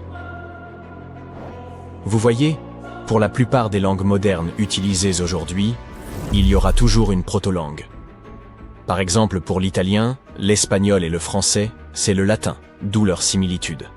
Mais attendez, l'ibérique était largement parlé, là où se trouve l'Espagne moderne. Pourquoi l'espagnol n'y ressemble-t-il pas? La vérité, c'est qu'aucune langue aujourd'hui ne ressemble à l'ibérien, peut-être seulement le basque, mais c'est en raison de quelques similitudes trouvées dans leur système numéraux. Le basque est classé comme une langue isolée, ou simplement non apparentée à toute autre langue connue, et la seule langue isolée en Europe. La langue ibérienne est non classifiée. Bien que les écritures rédigées en elle aient été déchiffrées à divers degrés, la langue elle-même reste largement inconnue. Et regarde l'alphabet qu'avaient les Ibériens, on dirait qu'il n'appartient pas vraiment à notre planète. Oh, attends un peu, celui-ci pourrait être un peu tiré par les cheveux. Quand les Phéniciens sont arrivés sur la péninsule, ils ont apporté leur alphabet pour les Ibères. Mais honnêtement, les Ibères n'étaient probablement pas enclins à simplement copier le système d'écriture de quelqu'un d'autre, alors ils l'ont modifié jusqu'à ce qu'il paraisse complètement différent. Disons juste qu'ils ont pris un peu d'inspiration et s'en sont allés avec. Bien que les linguistes puissent deviner dans une certaine mesure comment la plupart des caractères sonnaient, traduire réellement la langue reste totalement impossible. La langue ibérique était non indo-européenne et a disparu il y a plus de 2000 ans, et il n'y a pas de langue similaire restante pour nous aider. Super frustrant, n'est-ce pas? Nous avons plus de 2000 inscriptions ibériques provenant de tombes, de pièces de monnaie, de poteries, de plaques de plomb, et même de gravures sur les parois des grottes. Mais à part une poignée de mots, nous sommes totalement dans le flou quant à leur signification. Si nous pouvions comprendre leur langue, nous aurions peut-être appris qu'ils étaient de grands penseurs et tout. Mais nous ne pouvons qu'admirer les œuvres d'art qu'ils ont laissées. La culture ibérique regorge de créations étonnantes réalisées par des artisans talentueux. Nous parlons non seulement de métallerie et de céramique, mais aussi de sculptures détaillées, de textiles, de bijoux et d'autres parures personnelles. Mais voici le hic. La fabrication de tous ces articles de luxe dépendait beaucoup d'une grande classe agricole. Au cœur de la société ibérique, la plupart des gens étaient impliqués dans l'agriculture et l'élevage du bétail. Selon l'endroit où vous vous trouviez, les types d'agriculture variaient. Par exemple, au nord, ils étaient entièrement consacrés à la culture des céréales, tandis qu'à Valence, ils se concentrèrent sur la production d'huile d'olive et d'autres aspects agricoles. À l'ouest, l'élevage était le centre d'intérêt. Cependant, nous n'avons pas beaucoup d'informations sur la vie quotidienne des nombreuses personnes effectuant ce travail essentiel. À l'inverse, nous en savons beaucoup sur la classe supérieure de la société ibérique qui contrôlait ses ressources agricoles et engageait les artisans. Dès le 7e siècle avant notre ère, nous commençons à observer un groupe de princes ibériques qui vivaient une vie de luxe, commerçaient avec les Phéniciens et profitaient d'objets de luxe sophistiqués. Vous pouvez reconnaître cette classe d'élite à travers leurs pratiques funéraires. La crémation était la méthode privilégiée pour les funérailles parmi les Ibères, et les individus riches étaient souvent trouvés dans les cimetières, avec toutes sortes de biens somptueux et de sculptures funéraires qui nous donnent un aperçu de la mode et des coiffures des riches.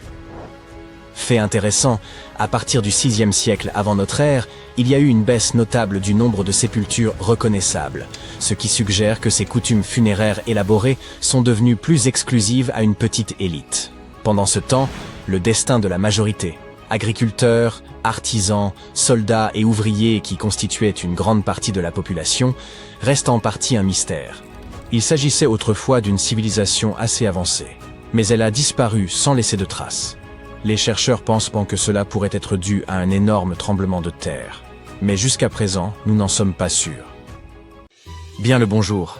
Que diriez-vous de découvrir quelques artefacts cool et insolites du passé? Eh bien, allons-y. Avez-vous déjà entendu parler des miroirs magiques chinois? Ces miroirs étaient faits de bronze massif et ils avaient deux faces. L'avant était une surface polie brillante, similaire à nos miroirs typiques. C'était l'arrière qui faisait la magie. Lorsqu'une lumière vive frappait le miroir, on avait l'impression qu'il était transparent, et le dessin au dos de celui-ci était projeté sur le mur.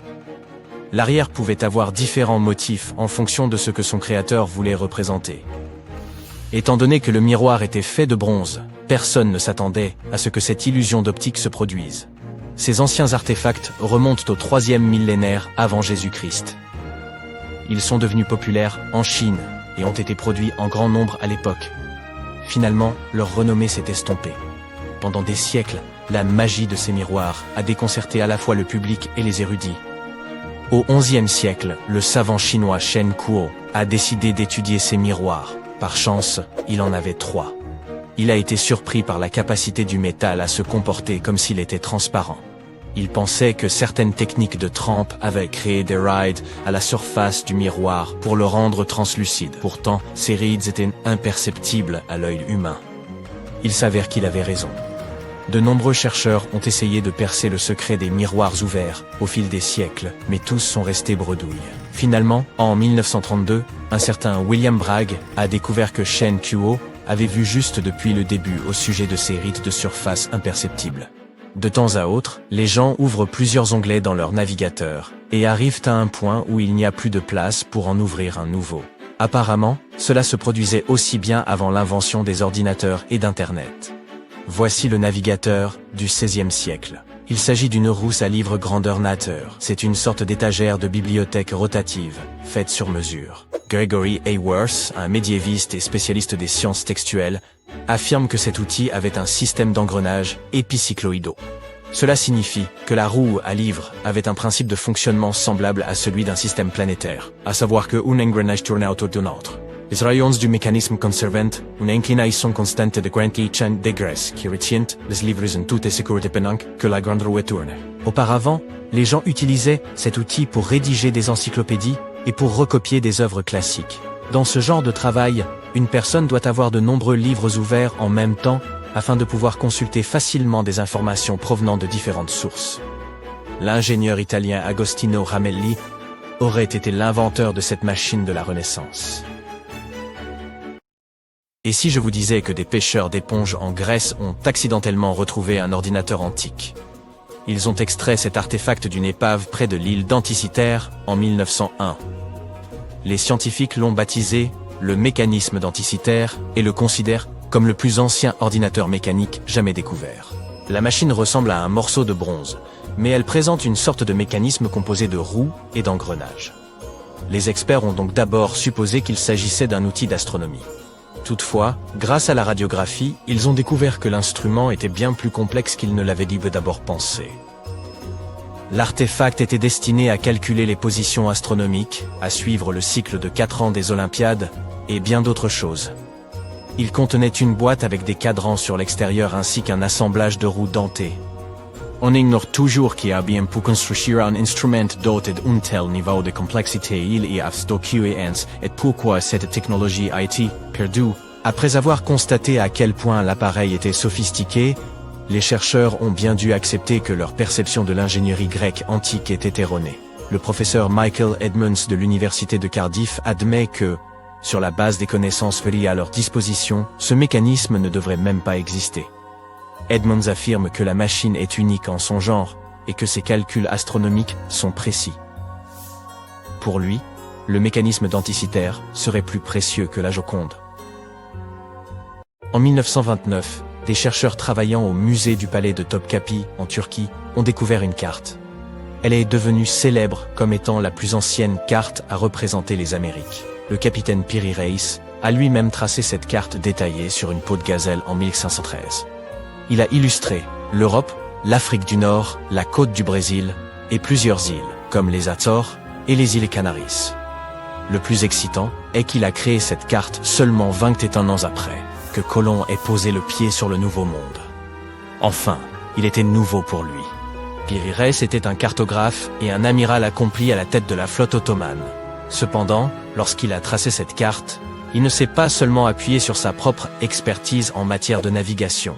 Il l'a créée en compilant et en faisant référence à 20 autres cartes régionales, comme la carte arabe de l'Inde, 4 cartes portugaises et la carte des parties occidentales dessinée par Colomb.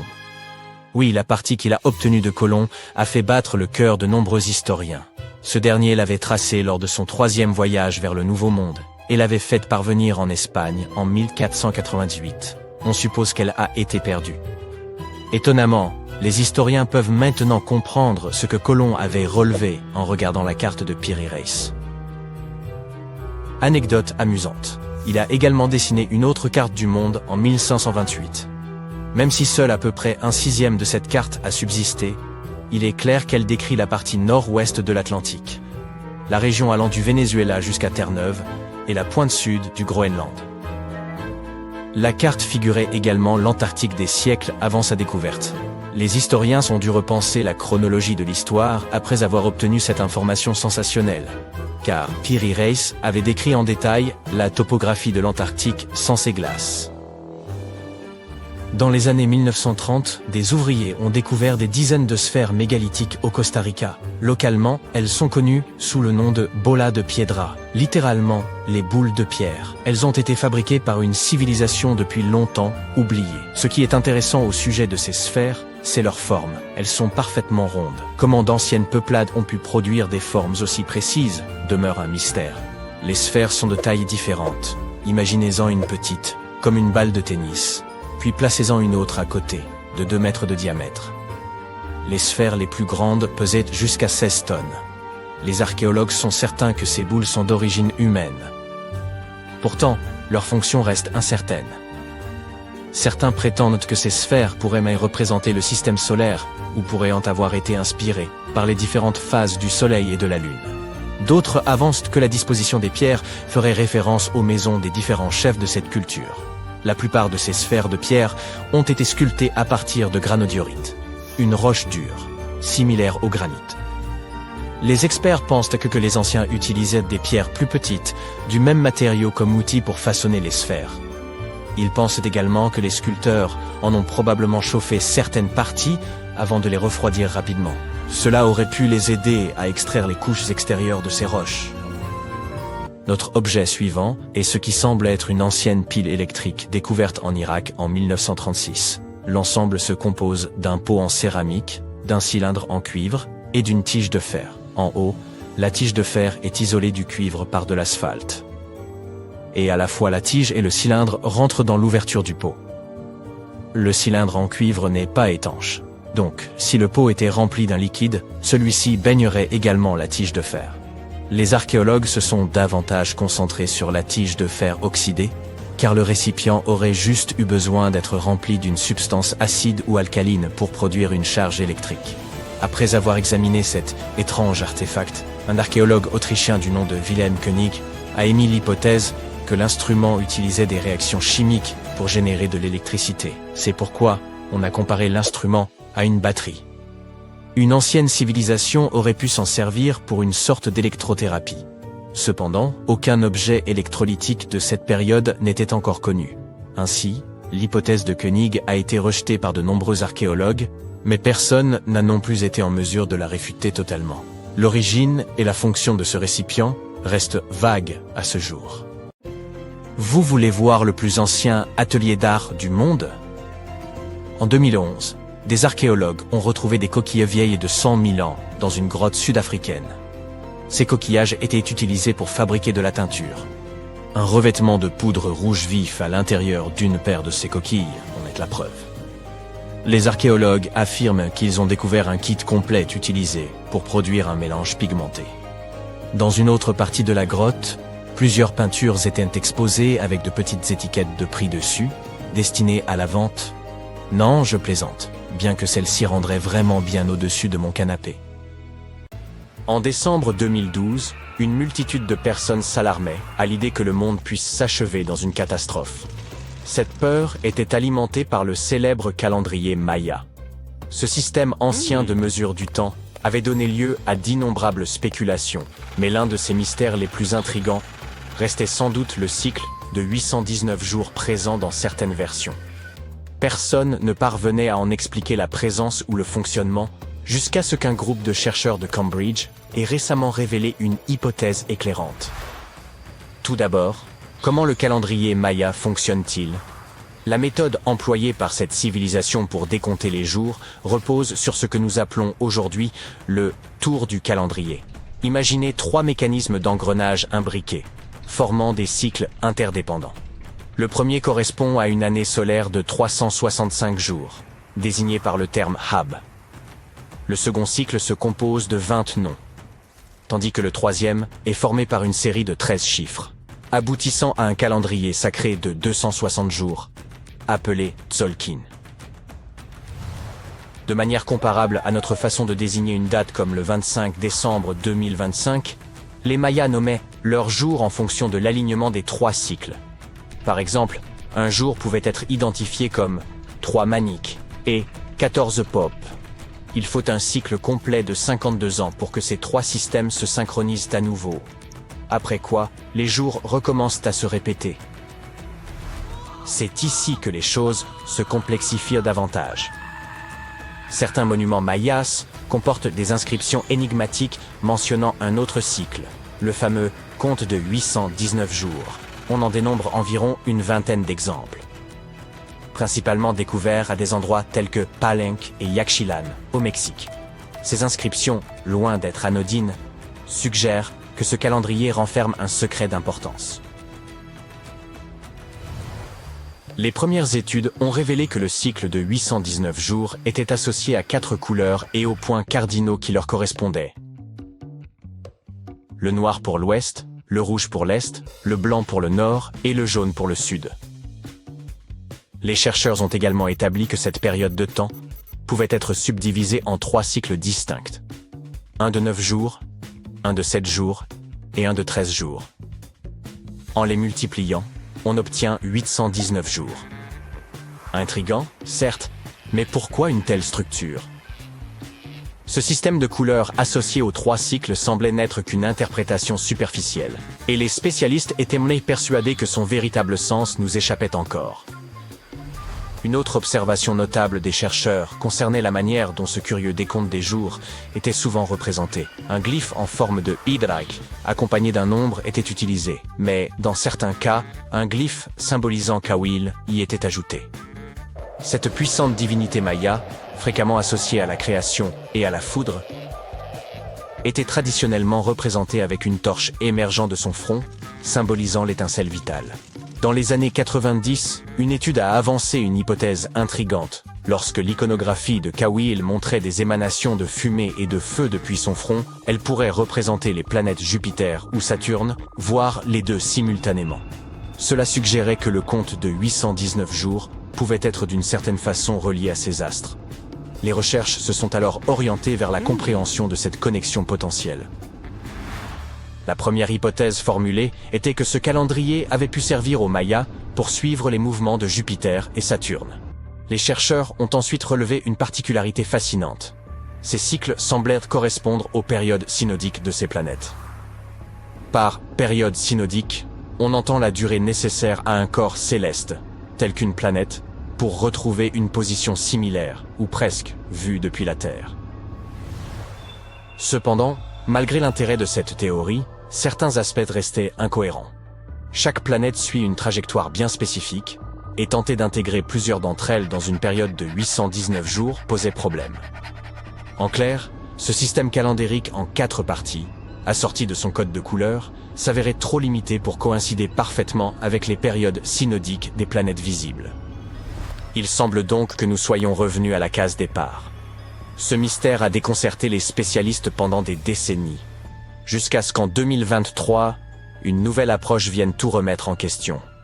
Les chercheurs ont compris qu'ils devaient changer de perspective. Au lieu de considérer ces 819 jours comme une unité fixe de temps, ils devaient envisager ce nombre comme une série de chronologies.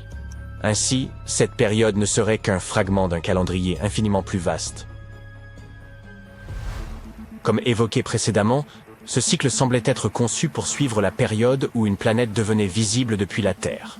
Pour démontrer que ces 819 cycles représentaient des chronologies et non des jours à proprement parler, les chercheurs avaient besoin d'une planète qui pourrait servir de point de référence afin de confirmer leur hypothèse. Dans ce cas, la planète clé était Mercure, et cela pour une raison assez évidente.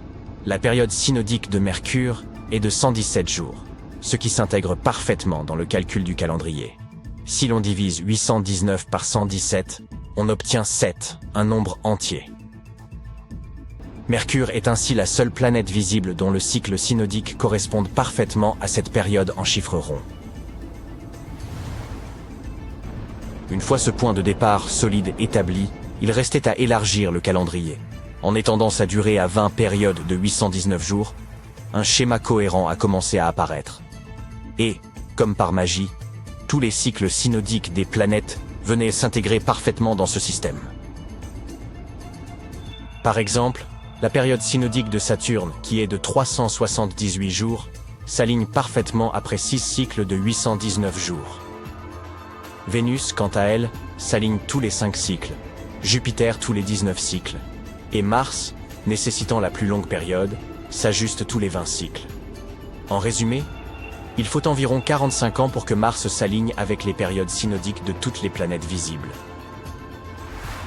C'est ainsi que les chercheurs ont conclu que cette ancienne civilisation ne faisait pas référence à des jours, mais à des chronologies. Les astronomes mayas avaient conçu ce décompte comme une composante d'un système calendaire plus complexe, comprenant 20 périodes. Cela soulève néanmoins une question. Pourquoi l'étude des périodes synodiques était-elle si cruciale pour les Mayas? Nous ne disposons pas encore de réponses détaillées sur ce calendrier énigmatique. Mais il est certain que les Mayas accordèrent une grande importance à l'influence du cosmos sur leur vie quotidienne. Ils cherchèrent peut-être à comprendre comment les mouvements des planètes visibles s'harmonisaient avec leurs autres systèmes calendaires. Ce système n'est toutefois qu'une facette de l'extraordinaire compréhension astrologique des Mayas. Leur savoir allait bien au-delà de l'utilisation des cycles astrologiques pour l'agriculture. Ils possédaient également des connaissances d'une précision remarquable, comme celle de prédire les éclipses solaires. Les archéologues estiment que le lien entre les Mayas et les étoiles se manifeste dans les vestiges de leur civilisation. Un exemple célèbre se trouve dans la pyramide de Chichén Itzá, située dans la péninsule mexicaine du Yucatan. À la base de son escalier, on peut observer une tête de serpent sculptée dans la pierre. Mais le détail le plus fascinant se produit lors des équinoxes de printemps et d'automne, lorsque le jour et la nuit ont une durée égale. À ces moments précis, le soleil projette des ombres triangulaires sur l'escalier, donnant l'illusion d'un serpent ondulant le long des marches. Un autre exemple de l'intégration de leurs connaissances astronomiques se trouve à Tikal, au Guatemala. Cette pyramide, construite aux alentours de l'an 1 après Jésus-Christ, est considérée comme l'un des premiers complexes astronomiques des Mayas. Grâce à son orientation et son alignement minutieux, elle leur permettait de suivre et de calculer avec une grande précision les solstices et les équinoxes. Les Mayas étaient de chevronnés observateurs du ciel. De même que nous disposons aujourd'hui d'observatoires modernes dotés de dômes, ils avaient leur propre équivalent. C'est ainsi qu'on découvre El Caracol, dont le nom signifiant escargot en espagnol, se réfère à l'escalier en colimaçon situé à l'intérieur de la tour. Érigé aux alentours de l'an 906, cet édifice offrait l'emplacement idéal pour scruter les moindres changements dans le ciel et suivre les mouvements du Soleil, de la Lune, des planètes et des étoiles. Contrairement à nous, avec nos télescopes, nos satellites et nos technologies de pointe, les Mayas s'appuyaient exclusivement sur l'observation à l'œil nu, ce qui rend leurs accomplissements d'autant plus impressionnants. La plus grande découverte accidentelle que j'ai faite de ma vie était un billet de 10 € retrouvé dans ma vieille veste d'hiver. Certaines personnes ont plus de chance, cependant. Elles découvrent des villes souterraines datant de plusieurs siècles, ou font des inventions qui les transforment en millionnaires. Le velcro est né d'une simple balade en forêt. Les cornflakes de Kellogg's ont été inspirés par une dent cassée, et la pâte Play-Doh a sauvé un empire commercial de la faillite par pur hasard. En 1998, l'ingénieur électricien John Williams a fait une étrange découverte qui ressemblait à une prise électrique émergeant du sol. En creusant autour, il a remarqué qu'elle était encastrée dans un petit rocher. Cette découverte a eu lieu dans une zone rurale d'Amérique du Nord, loin de toute zone urbaine ou industrielle, de tout aéroport et de toute installation électrique. Cette pièce électronique encastrée dans un solide bloc de granit a été baptisée Enigmalith et est évaluée à 500 000 $. Certains scientifiques sont sceptiques quant à son authenticité, la considérant plus comme un canular qu'un artefact laissé par des visiteurs extraterrestres, comme le soutient Williams. Toutefois, le découvreur de cette roche est déterminé à prouver qu'il s'agit bien d'un vestige technologique, peut-être même d'une vraie prise. Si ce n'est pas un canular, cette petite découverte pourrait constituer une preuve que les humains, ou une autre civilisation du passé, étaient bien plus avancés que nous ne l'avions imaginé. Ils auraient ainsi pu trouver un moyen d'acheminer l'électricité bien avant les humains du 19e siècle. Williams a invité les scientifiques à examiner sa découverte sans endommager la roche pour déterminer sa véritable nature, mais personne ne s'est porté volontaire. Williams a consulté un ingénieur et un géologue, qui ont tous deux confirmé qu'il n'y avait aucune trace de colle sur le composant électronique. Il n'a pas non plus été soudé, ce qui indique qu'il est aussi vieux que la roche elle-même, datée d'environ 100 000 ans selon une analyse géologique. Le docteur John Kellogg avait une philosophie axée sur un mode de vie biologique, comprenant de l'exercice régulier, des massages, beaucoup d'eau, l'abandon des mauvaises habitudes, peu de caféine et pas du tout de viande. À la fin du 19e siècle, il a pris la direction d'un institut de santé dans le Michigan. Il a un jour concocté un mélange de farine, d'avoine et de semoule de maïs. Convaincu que la cuisson des grains entiers à haute température les rendrait plus digestes et plus sains, il a cuit le mélange 2 fois. Initialement, il en avait fait des biscuits, mais un patient s'est cassé les dents dessus. Ensuite, il a décidé de les briser en petits morceaux. Il est difficile de déterminer exactement comment les cornflakes de Kellogg's sont nés, car il existe de nombreuses versions de l'histoire. La femme de Kellogg, Ella, ainsi que son frère Will, prétendent tous deux avoir joué un rôle dans la création des fameux flocons, tout comme plusieurs autres membres de la famille et du personnel de l'établissement. La légende de la compagnie voudrait qu'un jour de 1898, de la pâte de céréales à base de blé ait été laissée de côté trop longtemps, fermentant au cours du processus. Lorsqu'elle a été finement étalée, la pâte légèrement moisie s'est transformée en ces parfaits, grands et fins flocons qui sont devenus croustillants et délicieux au four. Au fil des années, Will Kellogg a continué à modifier la recette et a réalisé que le maïs, et non le blé, produisait des flocons encore plus croustillants et savoureux. Sa marque, Kellogg's Corn Flakes, est devenue une entreprise à plusieurs milliards de $. Un jour, l'ingénieur suisse Georges de Mestral est allé se promener avec son chien et est revenu avec un concept qui s'avérerait plus tard révolutionnaire. En rentrant de forêt, de Mestral a remarqué que son pantalon et la fourrure de son chien étaient couverts des petites pointes de xanthium. Il a examiné les barbes sous un microscope et a remarqué qu'elles s'apparentaient à de minuscules crochets qui se fixaient aux boucles des vêtements et de la fourrure. Déterminé à reproduire cette technologie naturelle, il a entrepris de concevoir un système d'attache extrêmement solide, aux multiples applications pratiques. Après plusieurs années de recherche et d'expérimentation avec différents matériaux, il a finalement opté pour le nylon. De plus, il a dû mettre au point un métier à tisser spécial capable de tisser des fibres dans les bonnes tailles, formes et densités. Après 14 années de travail acharné, de Mestral a finalement présenté au monde le velcro, dérivé des mots velours et crochet. Bien qu'il ait espéré que son invention remplacerait les fermetures éclairs, l'industrie de la mode l'a initialement perçue comme bas de gamme et peu attrayante. La NASA a toutefois reconnu son potentiel et commencé à l'utiliser dans les combinaisons spatiales et les casques des astronautes dans les années 1960. Aujourd'hui, le velcro est omniprésent, avec une multitude d'applications, des chaussures aux jouets en passant par les coussins des sièges d'avion. Jusqu'au milieu du XXe siècle, le chauffage au charbon était la norme dans la plupart des foyers, laissant de la suie qui s'incrustait partout dans la maison, en particulier sur les papiers peints. Kuttol Products était le principal fournisseur de nettoyants pour papier peint de l'époque. Cependant, dans les années 1950, de plus en plus de gens ont adopté le gaz, le pétrole et l'électricité comme source de chauffage, ce qui a largement résolu le problème de toute cette suie. Le propriétaire de Kuttol Products essayait désespérément de sauver son entreprise. Pendant ce temps, sa belle-sœur, qui était institutrice en maternelle, a lu qu'un nettoyant pour papier peint pouvait être utilisé pour fabriquer des décorations. La pâte à modeler traditionnelle était trop difficile à manipuler pour ses élèves. C'est ainsi qu'elle a décidé d'expérimenter avec ce matériau. Et ça a très bien fonctionné. Elle a partagé sa découverte avec ses proches et a proposé un nom pour ce nouveau produit. Play-Doh. Avec la société Kuttol au bord de la faillite, c'était l'opportunité idéale pour une reconversion. Rapidement, des grands magasins comme Macy's et Marshall Field ont montré de l'intérêt pour ce nouveau jouet et ont commencé à le distribuer. Au début, la Play-Doh n'existait qu'en blanc, mais elle a rapidement été déclinée en rouge, bleu et jaune. Ils ont apporté plusieurs modifications à la recette originale, mais la composition de base reste largement la même que celle utilisée pour nettoyer le papier peint. Une légende urbaine affirme que si vous prenez toute la pâte à modeler Play-Doh jamais produite et la faites passer dans leur machine, vous obtiendrez un serpent assez long pour enrouler la planète 300 fois. Un Turc rénovait sa maison lorsqu'il a abattu une cloison de sa cave à coups de masse. À sa grande surprise, il a découvert un tunnel caché derrière le mur, qui conduisait à une ancienne ville souterraine. Ce tunnel conduisait vers d'autres passages, des salles et des chambres.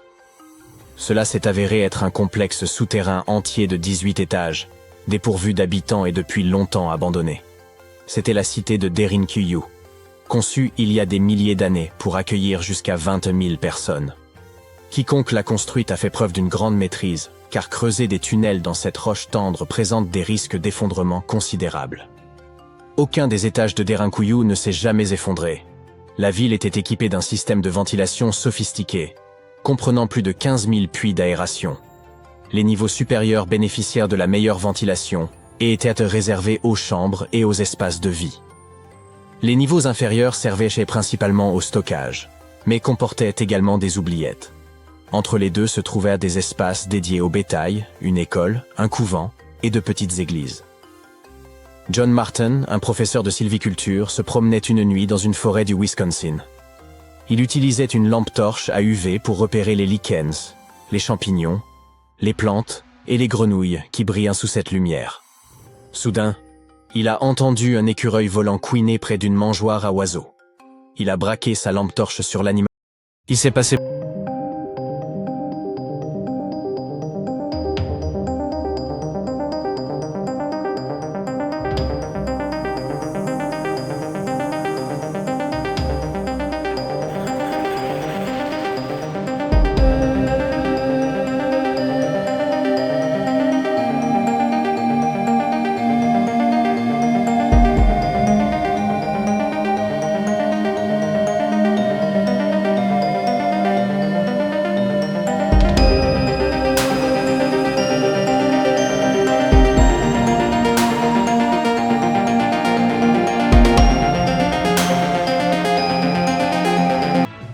Prêt pour la balade? Les forêts tropicales sont denses et difficiles d'accès. Si tu étais archéologue, tu les trouverais également très menaçantes. C'est d'ailleurs l'une des raisons pour lesquelles nous sommes restés si longtemps dans l'ignorance au sujet des Mayas. Mais regarde un peu ça. Tu t'attendrais à voir des ruines de ce genre au Portugal, en Angleterre ou aux États-Unis. Je parle de ces routes de 40 mètres de large, peintes en blanc, pour aider les voyageurs à se déplacer la nuit. À titre indicatif, ces routes faisant environ de la taille d'un terrain de football américain énorme. Les scientifiques ont récemment mis au jour un réseau de 160 vecinos satanistiques de routes similaires, et ils pensent qu'elles détiennent avant les toutes premières ruines mayas répertoriées à ce jour. Ces routes, qui traversaient parfois des terrains marécageux et pouvaient même être surélevées, sont en quelque sorte les premières autoroutes du monde. On ne dispose pas de registres répertoriant les véhicules à traction animale, mais on pense que ce réseau reliait entre elles 964 localités mayas. C'était comme une immense toile d'araignée. Et d'après ce que les archéologues ont trouvé, ce réseau constituait un système d'interactions économiques et sociales. Cela bat complètement en brèche l'idée traditionnelle selon laquelle la période préclassique maya, que l'on situe entre 1000 et 350 avant notre ère, était constituée de petites colonies tribales. Imagine la main-d'œuvre et les capacités d'ingénierie qu'il fallait pour construire des autoroutes comme ça. Les scientifiques y pensent que ces chaussées furent construites à peu près de la même façon que les pyramides. Si ces gigantesques ouvrages architecturaux t'intéressent, ne t'inquiète pas, nous en parlerons dans quelques instants.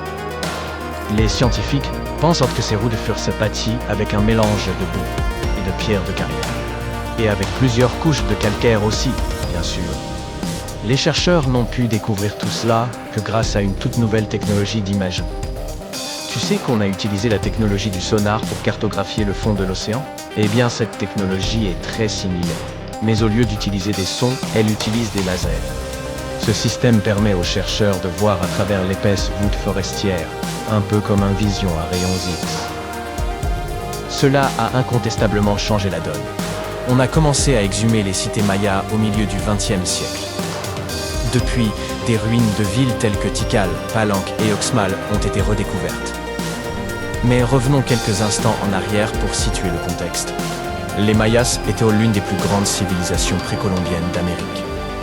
Jusqu'à présent, les experts pensaient qu'à son apogée, cette civilisation comprenait plus de 40 villes, avec une population de plusieurs millions de personnes.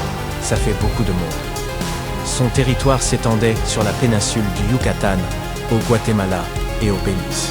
Et il survivait principalement grâce à l'agriculture. Mais cette péninsule était un endroit très hostile aux cultures. Les Mayas durent donc mettre au point un système d'irrigation complexe dans leurs villes. Ils construisirent des bâtiments cérémoniels, des pyramides, des places et même des terrains pour jouer au ballon. Les Mayas furent peut-être de grands bâtisseurs de pyramides, mais ils développèrent aussi un système astronomique avancé. Avec la technologie dont ils disposaient, ils étaient capables de prédire l'emplacement exact de planètes telles que Vénus et Mars, ainsi que les dates exactes des éclipses. Jetons maintenant un coup d'œil à certains de leurs sites. Voici Tikal. Situé au cœur de la jungle guatémaltèque, Tikal aurait été la capitale de l'ancien empire maya. À son apogée, son importance était comparable à celle de villes comme Londres ou New York dans le monde d'aujourd'hui. Il est composé de plusieurs monuments. Au total, le site compte 12 000 bâtiments. L'Acropole Nord est le plus ancien complexe de monuments de Tikal. Construite uniquement de main d'homme vers 350 avant notre ère, elle servait de lieu de repos aux rois et aux chefs. Ces monuments mesurent jusqu'à 60 mètres de haut. À l'époque, les pyramides à degrés étaient peintes d'un beau rouge. Les Mayas adoraient cette couleur. Aujourd'hui, bien sûr, il ne reste que le calcaire. Nous avons dit que l'empire maya s'étendait sur plusieurs pays. Il n'est donc pas surprenant que Chichén Itzá se trouve aujourd'hui à 10 heures de route de Tikal. Il n'y avait pas de querelle entre ces sites. Il s'agissait simplement de centres-villes différents. Un peu comme New York et Los Angeles.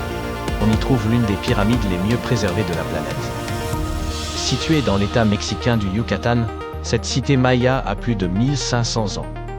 À son apogée, elle abritait 35 000 personnes. Le site s'étend sur une superficie de 10 km². Son centre est El Castillo, un énorme temple en escalier d'une hauteur de 25 mètres. Sa caractéristique principale est qu'il comporte 91 marches sur chacun de ses 4 côtés. En comptant la plateforme supérieure, cela fait 365 marches. Le même nombre de jours que dans l'année solaire. Ça donne à réfléchir. Et voici la cité perdue de Palenque. Cette autre cité maya aurait accueilli plus de 6000 personnes à son apogée. Les archéologues ont fait de curieuses découvertes sur ce site. La plus étrange fait immédiatement penser à Indiana Jones et à Tomb Raider. L'un des bâtiments de cette cité serait la dernière demeure de la Reine Rouge de Palenque. C'était la grand-mère du dernier roi maya. En son honneur, un énorme monument fut construit pour conserver son corps après son décès. La découverte de la tombe elle-même fut un événement passionnant. Les archéologues ont trouvé un ancien monument en creusant sur le site en 1994. Ils ont tout d'abord vu une pièce avec une porte cachée. En ouvrant cette porte, ils sont tombés sur un couloir de 2,5 mètres de long. Au bout de ce couloir se trouvait la chambre de la reine. Et à l'intérieur, la momie de la reine elle-même. Ils l'ont trouvée accompagnée de ses perles, de ses coquillages de jade et de ses pierres précieuses. Mais en explorant les vestiges, l'équipe a remarqué quelque chose d'étrange. La pièce était remplie d'une poudre de couleur rouge. Les chercheurs savaient que cette couleur était importante pour les Mayas. Mais ils ne comprenaient pas pourquoi la reine avait été enterrée avec cette substance inconnue. Ils en ont ramené un échantillon qu'ils ont analysé et ont découvert que cette poudre était du cinabre, un minéral très dangereux. Lorsqu'elle est inhalée, elle peut causer de graves dommages à la santé. L'équipe a conclu qu'il ne pouvait s'agir que d'une piège pour quiconque tenterait de voler ces trésors, ou une vraie malédiction. Une chose qui a toujours troublé les chercheurs est le manque de données concernant le déclin de cet empire tout-puissant. Quelle aurait pu en être la cause? La sécheresse? Une maladie? De nouvelles recherches menées en 2017 ont tout de même permis de faire la lumière sur cette question. À partir de données recueillies à Saibal, un site situé au sud-ouest de Tikal, les scientifiques ont analysé des céramiques et autres objets exhumés lors de fouilles archéologiques afin d'en savoir davantage sur la disparition inexpliquée de cette civilisation. Ces informations ont montré qu'au lieu d'un effondrement soudain, les Mayas auraient disparu à la suite de plusieurs périodes d'instabilité sociale et de crise politique. Ces événements auraient détérioré les centres-villes et provoqué la dispersion de la population. Et toi, que penses-tu de tout cela ?